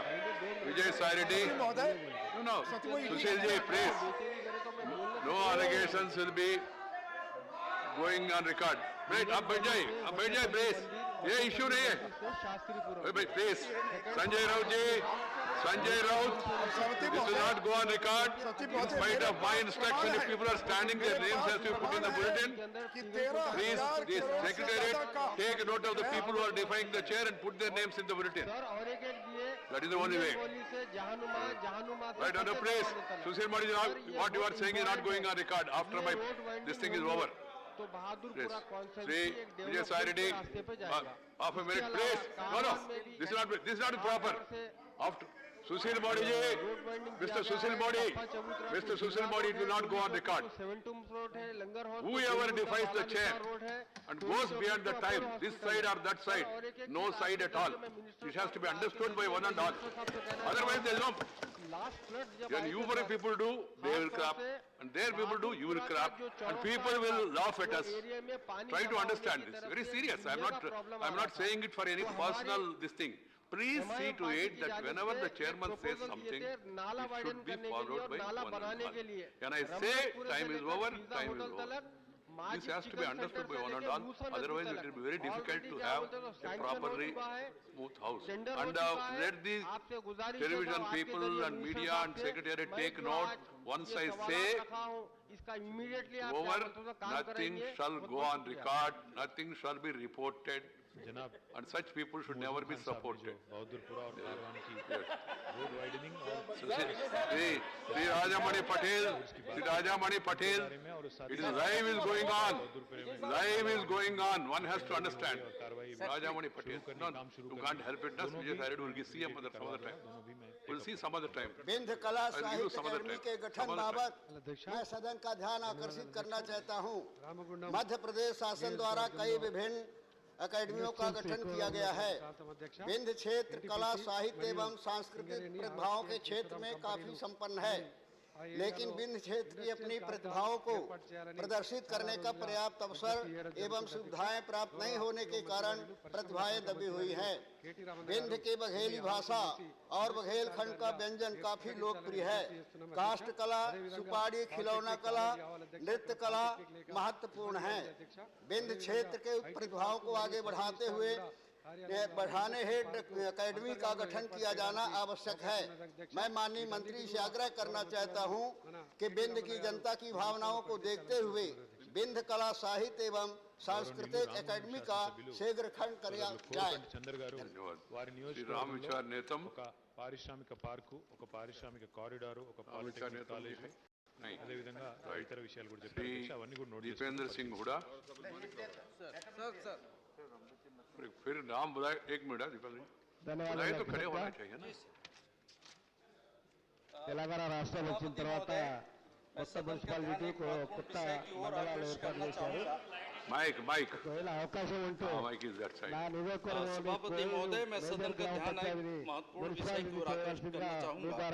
छत्तीसगढ़ खनन प्रभावित प्रदेश है और इस खनन प्रभावित क्षेत्र के विकास हेतु केंद्र सरकार द्वारा प्रधानमंत्री खनिज क्षेत्र कल्याण योजना के माध्यम से राज्य को धनराशि आवंटित की जाती है और इसके व्यय हेतु नियम भी निर्धारित किए गए हैं और केंद्र सरकार ने इस राशि का उपयोग खनन प्रभावित गांव में खर्च करने का प्राविधान भी तैयार किया गया है, किंतु इसकी अनदेखी करते हुए छत्तीसगढ़ राज्य में इस मद का उपयोग अन्य स्थानों के अलावा अन्य मदों में खर्च किया जा रहा है। खनन प्रभावित क्षेत्रों में निर्माण कार्य की जगह कंबल वितरण किया जा रहा है। कलेक्टर कार्यालय का उन्नयन का कार्य भी इसी मद से किया जा रहा है। पूरे छत्तीसगढ़ में इस तरह का गड़बड़ी डीएमएफ मद से की जा रही है। नियमानुसार 7 दिन पूर्व डीएमएफ परिषद की बैठक की सूचना दिया जाना चाहिए, पर ऐसा नहीं किया जा रहा है।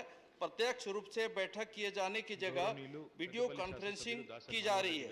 खनन प्रभावित क्षेत्रों से आने वाले जनप्रतिनिधि एवं इस समिति के सदस्यों से कार्यों के प्रस्ताव भी नहीं मांगे जाते और न इसके लिए अवसर दिया जाता है। कार्य में क्रमबद्ध जानकारी दिए जाने की जगह महज औपचारिकता निभाई जाती है। परिषद के संज्ञान में लाए बिना ही कार्य नहीं किए जा रहे हैं। यहाँ तक कि डीएमएफ से कराए जा रहे कार्यों में भारी अनियमितता होने के भी बाद भी उसकी किसी प्रकार की गुणवत्ता की जांच और न उसकी अनियमितता की जांच के बारे में किसी प्रकार की कार्रवाई की जा रही है।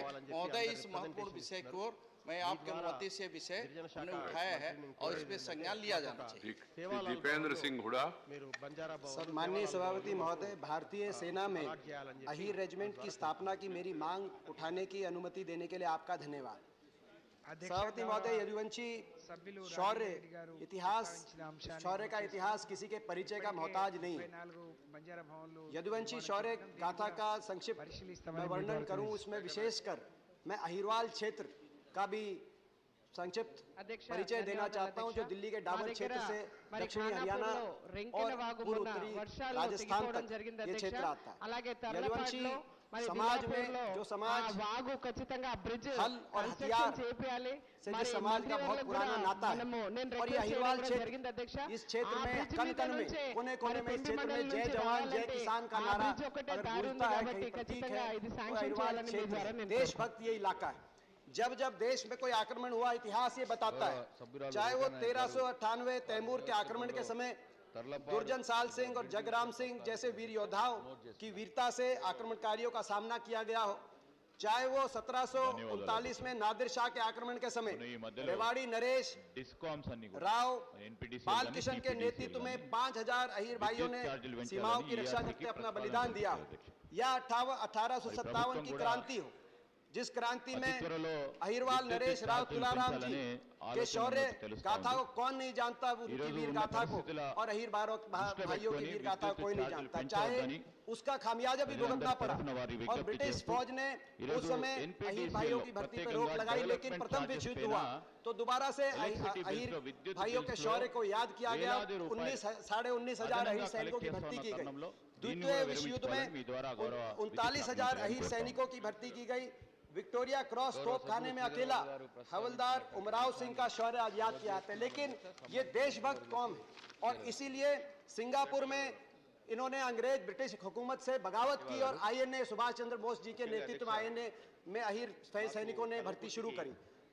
चाहे आज़ादी के बाद का इतिहास हो, 1947-48 में कश्मीर पर पाकिस्तान के आक्रमण को रोकते हुए रेजांगला 1962 रेजांगला की लड़ाई में 120 अहीर सैनिकों ने 5000 चीनी सैनिकों से मोर्चा संभाला और चुशुल एयरपोर्ट को दुश्मन के कब्जे से बचाने का काम किया। 1965 के भारत पाकिस्तान युद्ध की बात हो, 71 के भारत पाकिस्तान युद्ध की बात हो, या कारगिल की बात हो, अनेकों परमवीर चक्र, वीर चक्र, महावीर चक्र अर्जित अहीर भाइयों ने किए। तो मेरा आपसे मांग है, जब जब देश पे कोई हमला हुआ, आक्रमण हुआ, जय जय जय यादव जय माधव का नारा गूंजा। अब समय आ गया है कि भारतीय फौज में अहीर रेजिमेंट की स्थापना की जाए। मैं स्वयं आखिर में अपनी बात समाप्त करते हुए कहना चाहता हूं, मेरा भी इलाका पड़ता है, मैं 17 साल से सांसद हूं, शायद ही कोई महीना ऐसा ना जाता हो कि बॉर्डर से कोई डेड बॉडी, कोई शहीद की डेड बॉडी वापस ना आती हो, और शहीद की प्रतिमा। टाइम हो गया, right, thank you. Please comment नहीं करना, किसी को जोड़ना है तो नाम भेज दीजिए, नाम जरूर जोड़ेंगे। Shri Shakti Singh Gohil. Thank you very much chairman sir. मैं एक बहुत ही दर्दनाक घटना जो दिल्ली के गोकुलपुरी इलाके में घटी, उस विषय को सदन के सामने रखना चाहता हूँ। महोदय, दिल्ली के उस गोकुलपुरी एरिया के अंदर झुग्गी झोपड़ियों में रहने वाले उस गरीब परिवार के वहां आग लगी और 7 लोगों की मृत्यु हो गई, और कई लोग उस दर्दनाक हादसे में काफी इंजरीज भी उनको हुई। एक वक्त था और जिस पे झुग्गी झोपड़ियों में रहने वालों के लिए फ्लैट्स दिए जाते थे, पूरे मुफ्त में फ्लैट्स, क्योंकि गरीब लोग, बहुत ही गरीब लोग वहां रहते थे, पूरे मुफ्त में वहां उनको फ्लैट देके शिफ्ट किया जाता। मैं आपके जरिए सरकार को अनुरोध करना चाहता हूं कि अभी जो गरीब बस्ती में झुग्गी झोपड़ियों में रहने वालों के लिए जो पुरानी स्कीम थी उसको बदल के पहले झुग्गी खाली करो, 35,000 रुपया पहले भरो, एफिडेविट दो, और बाद में सेकंड इंस्टॉलमेंट 1 लाख रुपया भरो, वो गरीब के लिए ये संभव नहीं है। तो इसलिए जो पुरानी परंपरा थी कि मुफ्त में उस गरीब झुग्गी झोंपड़ी में रहने वाले को फ्लैट दिया जाता था, वो करना चाहिए। और महोदय एक छोटी सी एक और गुजारिश भी है, क्योंकि दिल्ली के कुछ एरिया ऐसे हैं कि जहां पे अगर उन झुग्गी में आग लगी तो फायर ब्रिगेड भी वहां तक नहीं पहुंच पाएगी। तो उनका इंतजाम रखे कि आग लगे ही नहीं, और अगर कुछ ऐसा होता है तो इसके लिए इंतजाम हो और गरीब लोगों के लिए व्यवस्था हो। धन्यवाद महोदय। Right, Singh ji. Minister Urban Development is here. You will take note. Shri Suresh Gopi. Municipal ఏరియాలో చెరువు విషయం చెప్పారు, దాన్ని నోట్ Shri చేసుకున్నాను. Suresh Gopi. Not there. Right. Shri Iranna Kavari. Iranna. జిల్లాలోనే అతిపెద్ద మధ్య తరహా ప్రాజెక్టు కోట్పల్లి ప్రాజెక్టు అధ్యక్ష, అది Shri GVL Narasimharao. జరిగింది అధ్యక్ష. అయితే దాని కింద 9,000 ఎకరాలకు ఆయకట్టు ఉంటే మరి ఇప్పుడు దాని పరిస్థితి కేవలం 2-3 Sir, my 0-hour submission is about 550th birth anniversary celebrations of legendary Emperor Sri Krishna Devaraya of Vijayanagar Empire. I would like to, I've read out the title in English, sir, so that our friends can understand. Krishna Devarayulu పేరు తెలియని భారతీయులు ఎవరు ఉండరు. శ్రీకృష్ణ దేవరాయలి విశిష్టతని తెలియని వారు కూడా చాలా అరుదుగా ఉంటారు. శ్రీకృష్ణ దేవరాయలు గారు విజయనగర సామ్రాజ్య చక్రవర్తిగా 1509 నుంచి 1529వ సంవత్సరం వరకు పరిపాలించిన 20 సంవత్సరాల్ని భారత చరిత్రలో స్వర్ణయుగంగా పేర్కొంటారు. ఈ 75వ సంవత్సరం మనం ఇప్పుడు స్వాతంత్రం వచ్చి 75 సంవత్సరాలు అయిన సందర్భంగా అటువంటి విశిష్టత కలిగినటువంటి గొప్ప చక్రవర్తిని గుర్తు చేసుకోవాల్సిన అవసరం, వారి గురించి తెలుసుకోవాల్సిన అవసరం ఎంతో ఉన్నది. తెలుగు భాష ఈ రోజుకి ఒక గొప్ప క్లాసికల్ భాషలా నిలబడిందంటే దానిలో ఖచ్చితంగా శ్రీకృష్ణదేవరాయలు గారి స్వయంగా చేసినటువంటి కృషి ఎంతో ఔన్నత్యమైనది. అముక్త మాల్యద వంటి ఒక గొప్ప కావ్యాలను రచించినటువంటి శ్రీకృష్ణదేవరాయలు గారు ఆయన సమయంలోనే తెలుగు భాష పెంపొందించడానికి మరి అనేక మంది కవులని ప్రోత్సహించారు. అలాగే తెలుగు భాషనే కాకుండా హిందూ ధర్మాన్ని నిలబెట్టడం కోసం, వేదిక ధర్మాన్ని నిలబెట్టడం కోసం కృష్ణదేవరాయలు గారు తిరుమల తిరుపతి దేవస్థానానికే కాకుండా తెలుగు రాష్ట్రాల్లో ముఖ్యంగా ఆంధ్రప్రదేశ్లో వందలాది ఆలయాల నిర్మాణానికి విశిష్టమైనటువంటి విరాళాలు ఇచ్చి ఈ రోజు కూడా హిందూ ధర్మం నిలబడేలా చేసినటువంటి ఒక గొప్ప మహనీయుడు. సో కాబట్టి అటువంటి మహనీయుడు ఆయన్ని గుర్తుంచుకోవాల్సిన అవసరం ఎంతైనా ఉన్నది.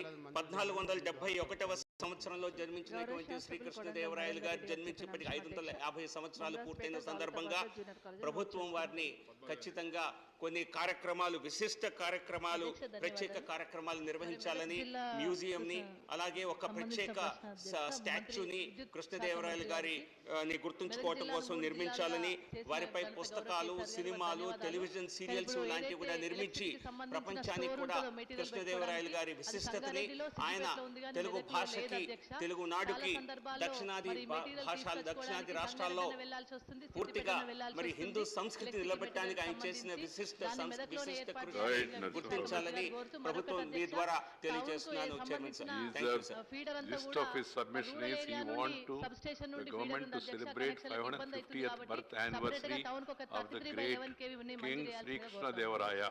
అధ్యక్ష, గౌరవ శాసనసభ్యురాలు శ్రీమతి Padmadevi given importance to culture, arts and also languages like Telugu, Tulu, Kannada and all this. That's his submission. విద్యుత్ శాఖ మంత్రి దృష్టికి తీసుకుపోయి దాన్ని పరిష్కరిస్తాం. నోట్ చేసుకోండి. Zero is over. DP what's? You came late. పట్టి విక్రమార్క మంత్రి గారు మరి ఇతరులు ఉద్యోగాల భర్తీకై ప్రభుత్వం చేసిన ప్రకటన గురించి सभापति जी, आपके माध्यम से मैं मेडिकल टीचर्स की एक्यूट शॉर्टेज की तरफ नेशनल मेडिकल कमीशन का ध्यान आकर्षित करना चाहता हूं। Faculty, facility and clinical workload medical education के स्तंभ हैं, उसमें मेडिकल टीचर्स की भारी कमी है, क्योंकि डिस्ट्रिक्ट लेवल पे मेडिकल कॉलेज खोलने की सरकार का प्रयास चल रहा है। ऊपर से यूक्रेन से जो इवैक्यूएशन हुई है मेडिकल स्टूडेंट्स की, उनके लिए भी एडजस्ट करने की डिमांड उठी है।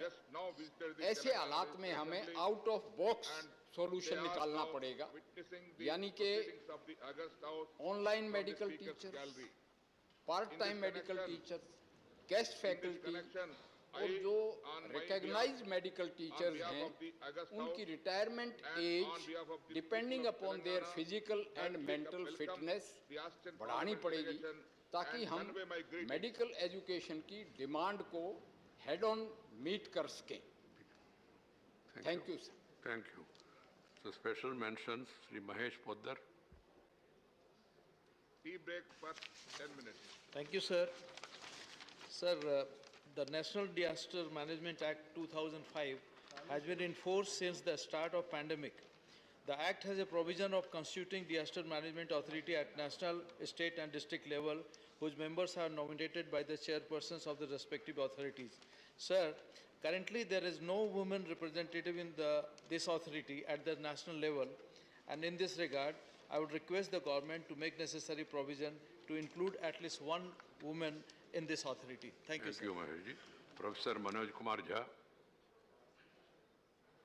Thank you, Honorable Chairman, sir, for permitting me with the subject line, Rehabilitation of Women BD Workers.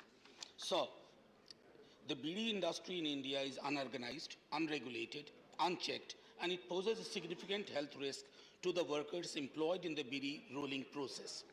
According to the Labour Ministry's annual report 2020-21, there are 50 lakh registered BD workers in India, and majority of them are women.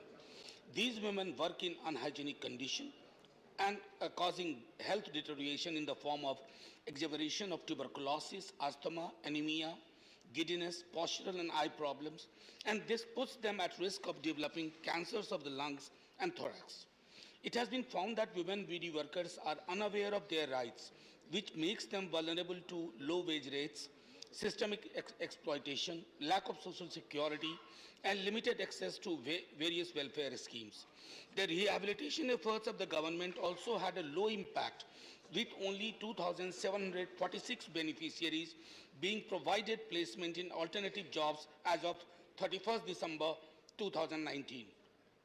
It is important to rehabilitate more women on an urgent basis.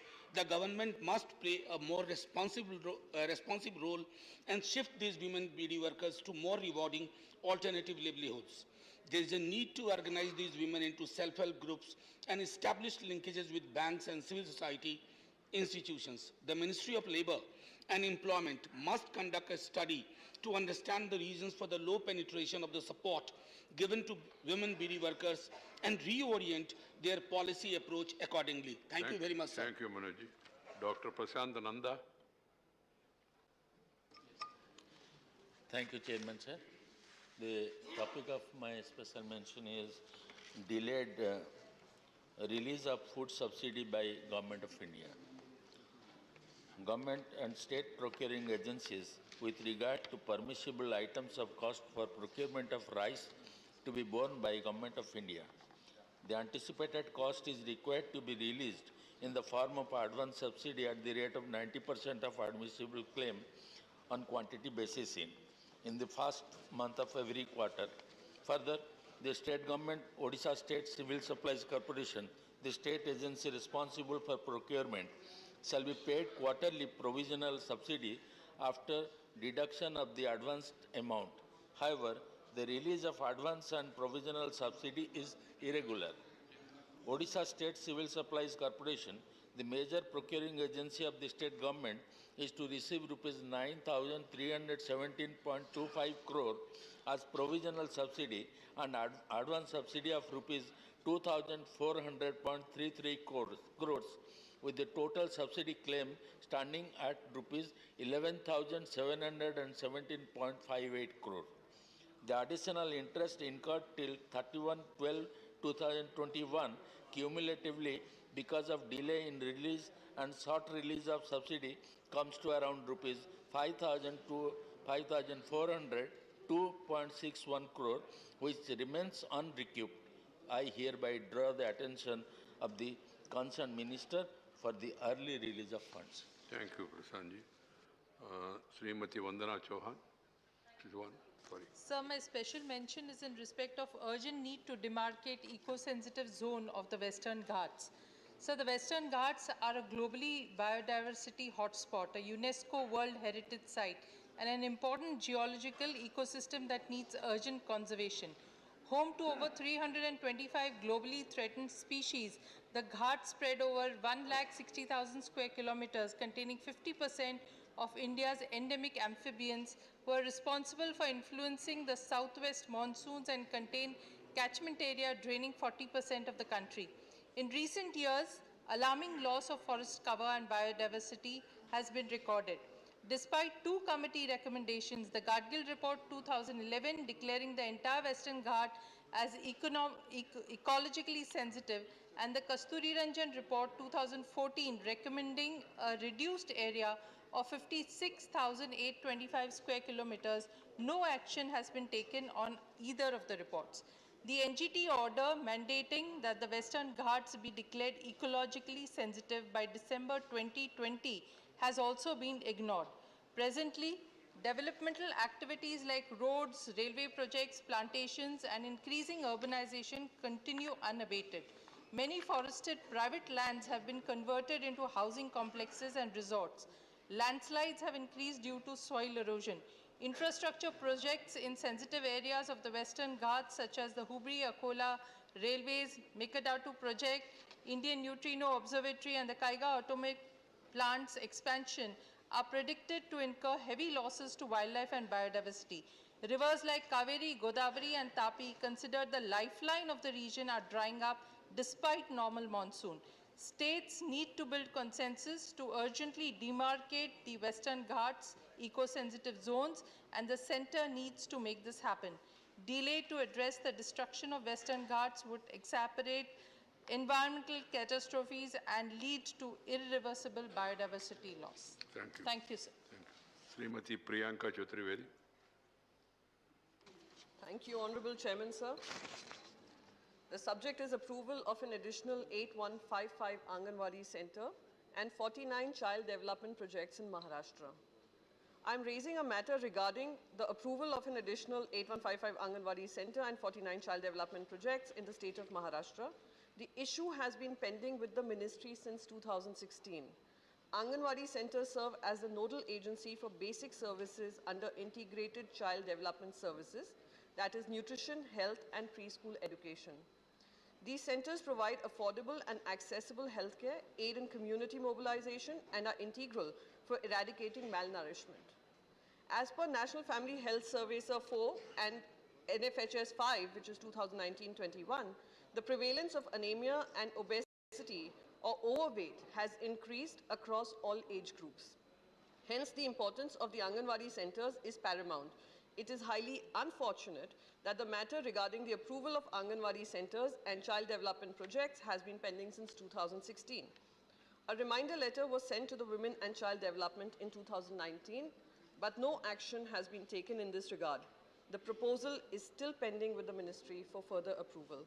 Therefore, through this House, sir, and through you, sir, I urge the government to consider and approve the aforesaid proposal and reply to the Maharashtra government at the earliest. Thank you, sir. Sri Abir Ranjan Biswas. Sir. So my special mention is on need for parliamentary scrutiny on the policy regarding mining in no-go areas. In 2010, a study was done by Forest Survey of India that laid down certain parameters to determine whether areas should be open to mining or not. Some areas were recognized as no-go areas, and any clearances granted to them were revoked. This policy was never notified officially but followed de facto. However, the policy was eventually diluted and then abandoned entirely. The current situation is that there is a lack of a policy to determine which of the earlier designated no-go areas may or may not be mined. Some areas are recommended for mining on an executive level via office memoranda. Ministries coordinate among themselves. However, the clearance process keeps getting delayed even after the coal blocks have been auctioned. This delay proves harmful for the forest because the mining companies who win the auctions work to illegally dilute the forest density or acquire forest land and designate it as private land. Due to the environmental clearances being regulated via office memoranda, parliamentary scrutiny is completely skipped.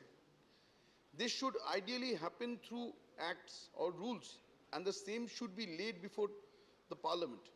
There is a need for central government to provide a clear policy regarding mining in no-go areas. The policy should be brought as an act or rules and should be subjected to parliamentary scrutiny. Further, the ministry should provide the allocation policy for projects in no-go areas and the procedure for clearances of the allocated blocks. Thank you, sir. Dr. Fauzia Khan, you want to speak in Marathi? Sir पहिल्या राष्ट्रीय lockdown पासून प्रवाशांसाठी जवळपास सर्व railway सेवा रद्द करण्यात आल्या आहेत. परंतु काही सेवा प्रवाशांना पूर्ववत करूनही पुरुष ज्येष्ठ नागरिकांसाठी प्रवास तिकीट भाड्यात 40% सवलत, महिला ज्येष्ठ नागरिकांसाठी 50% सवलत, तसेच 12 वर्षाखालील मुलांचीही सवलत थांबवण्यात आली आहे. वाढत्या महागाईच्या दबावाच्या वातावरणात आम्ही नम्रपणे विनंती करतो की सर्व सवलती सुविधा पुनर्सचित करावे आणि हजारो प्रवाशांना उपकृत करावे. सर, रेल्वेतून प्रवास करणे हा अर्ध्याहून अधिक नागरिकांचा अविभाज्य भाग असल्याने सवलत पुनर्सचित केल्याने या पैशाच्या तुटवड्याचा भार कमी होईल अशी मी विनंती करते. Sir, He wants that concessions given to senior citizens and women and the children should be restored to pre-COVID levels. There is a message from Lok Sabha Secretary General. Sir, with your kind permission, I rise to report that the Lok Sabha at its sitting held on 14th March 2022 passed 1. The Jammu and Kashmir Appropriation Bill 2022, 2. The Jammu and Kashmir Appropriation Number 2 Bill 2022, 3. The Appropriation Number 2 Bill 2022, and 4. The Appropriation Number 3 Bill 2022. The Speaker has certified that these bills are money bills within the meaning of Article 110 of the Constitution. I lay a copy each of the said bills on the table. Shri Veeranna दादाजी, वीरन्ना जी आप देर आए, सुन रहे? धन्यवाद सभापति महोदय. मैंने जो कहा आपको समझ में आया? आप जब मैंने आपका नाम बुलाया आप सदन में नहीं था. हाँ सर. देर आए. ऐसा नहीं करना आगे. हम बड़ी बताइए. Sorry sir, sorry. धन्यवाद सभापति महोदय. कर्नाटक वीर संगोली रायण्ण की जन्मभूमि है. जो स्वतंत्र सेनानी एवं योद्धा थे, संगोली रायण्ण कित्तूर साम्राज्य की रानी चन्नम्मा के सेना प्रमुख थे और 1824 में अंग्रेजी के खिलाफ विद्रोह किया था. भारत माता की रक्षा करते हुए संगोली रायण्ण ने आपके प्राणों के देश के लिए समर्पित किया. संगोली रायण्ण के सम्मान में कर्नाटक सरकार ने स्वतंत्र सेनानियों के लिए संगोली रायण्ण पुरस्कार की स्थापना भी की हुई और उनके व्यक्तित्व और शौर्य को आने वाले पीढ़ियों तक पहुंचाने के लिए कर्नाटक सरकार ने 230 करोड़ की लागत से बेलगाम जिले संगोली गांव में 100 एकड़ में सैनिक विद्यालय का निर्माण कार्य प्रारंभ किया है, जिसमें छात्रावास और अन्य सुविधाओं के भी प्रावधान होगा. संगोली गांव में सैनिक विद्यालय की स्थापना से यहां के बच्चों की अच्छी शिक्षा और मूलभूत सुविधाएं मिलेंगी, जिससे वो भविष्य में थल सेना, वायुसेना और नौसेना में अपनी सहयोग देने के लिए प्रेरित होंगे और संगोली रायण्ण के जीवन से प्रभावित होकर देश की रक्षा और विकास के लिए काम करने के उन्हें प्रेरित मिलेंगे. बेलगाम जिला महाराष्ट्र और गोवा राज्यों की सीमा पर स्थित है और इस विद्यालय की स्थापना से महाराष्ट्र और गोवा से भी बच्चों इस विद्यालय में शिक्षा ग्रहण कर सकेंगे, जिससे उनका समग्र विकास होगा और संगोली रायन्ना के शौर्य और पराक्रम को सम्मानित करने के लिए इस विद्यालय का नाम वीर संगोली रायन्ना सैनिक विद्यालय रखा जाए। सरकार से निवेदन है कि बेलगाम के संगोली गांव में कर्नाटक सरकार द्वारा सैनिक विद्यालय का निर्माण का कार्य पूरा होने पर इसके संचालन का दायित्व रक्षा मंत्रालय के अधीन लाया जाए और इसे पूरे देश में एक आदर्श सैनिक विद्यालय की तरह विकसित किया जाए, यह मेरी सरकार से मांग है। धन्यवाद sir. Right. John Britas is there? No. Mr. M. Shanmugam? Shanmugam ji, this is about a need to transfer reserve fund for capital expenditure and revise wages of BSNL employees. Thank you, sir. Sir, I would like to raise the issue of the BSNL. When BSNL was created in the group of ministers meeting, it was decided that the reserve fund of DOT that was earned during the past period due to sweat and toil of the workers would be transferred to the BSNL for development and modernization. However, the fund was transferred. Most of the BSNL employees have taken VRS since there was a criticism that the company has more manpower. But still salary is not being paid in the existing employees. This government is written off NPAs and loans corporate companies, but it is not prepared to help its own public sector undertaking.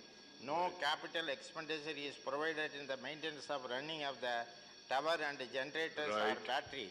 Though the workers are motivated and performing dedicated service in the general public, due to the starvation of funds, many services like broadband, internet are affected.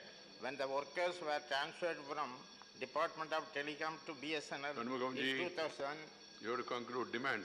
What is your demand? it was assured that that pension should be revised every year.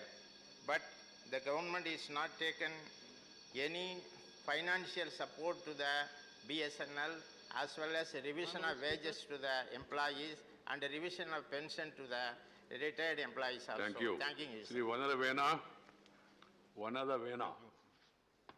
Mizoram. Not there? Vanada Vena ji. Now, government bills. This is about a demand to reopen 3 regional offices of the Food Corporation of India. The state of Mizoram, Tripura and Meghalaya. Veeravar. To introduce the Telangana They are not ready. 2022. Okay. Thank you, sir. Sir. Speaker, sir. I want to speak about. Okay. You can read. Yeah. Whenever I exhaust the names that have been approved, then I go to the remaining names. You may not be aware of this, but afterwards that will be changed. Anyhow, I read out your notice. So, opening of Regional Office of Food Corporation of India in the states of Mizoram, Tripura and Meghalaya. Yes. I have told you also yesterday, I am reminding again, whenever the approved list is exhausted, then the other names who have given notice, if time is available, they will be called. Accordingly, I have called you. You have not given me an opportunity today. I have given an opportunity, but it could not. I will give you an opportunity. No, I have already given you one opportunity. You cannot have 2 opportunities same day because others are waiting. Sri Britas, you want to? Sir, I beg to move. Sir, the EPF rate which has been reduced may be reinstated. That is my demand. And the government has done a very bad thing to the workers. Millions of people are being affected, and I would request the government to reinstate the rate. Thank you. Question number 136. 136. Fauzia Khan. Honorable Speaker, sir. So question number 136. I take the opportunity to participate in the Supplementary, please. bill.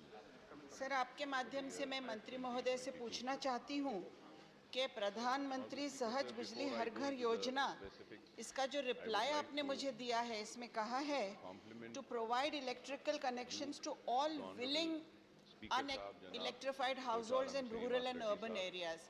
तो क्या willing house holds के लिए अगर है तो unwilling जो है उनको नहीं मिलेगा? क्योंकि बहुत बड़ा प्रमाण है जहां लोग आंकड़े डालकर बिजली के कनेक्शंस लेते हैं इलीगली सर, और जिन घरों तक ग्रिड लाइंस पहुंचना फीजिबल नहीं है उनके लिए क्या प्रावधान है, ये मैं पूछना चाहती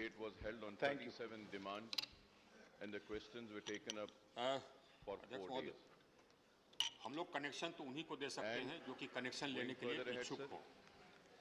माननीय सदस्य का यह कहना है कि कुछ लोग जो चोरी कर रहे हैं वो नहीं लेना चाहेंगे, ये बिल्कुल सत्य है और इसके लिए हम लोगों ने उपाय भी किया है।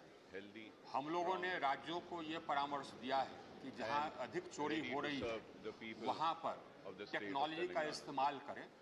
एरियल बंच केबल्स आता है जिसमें कि हुकिंग संभव नहीं है। हमने कहा कि फंडिंग हम करते हैं, आप वहाँ एरियल बंच केबल्स लगा दें तो चोरी बंद हो जाएगी।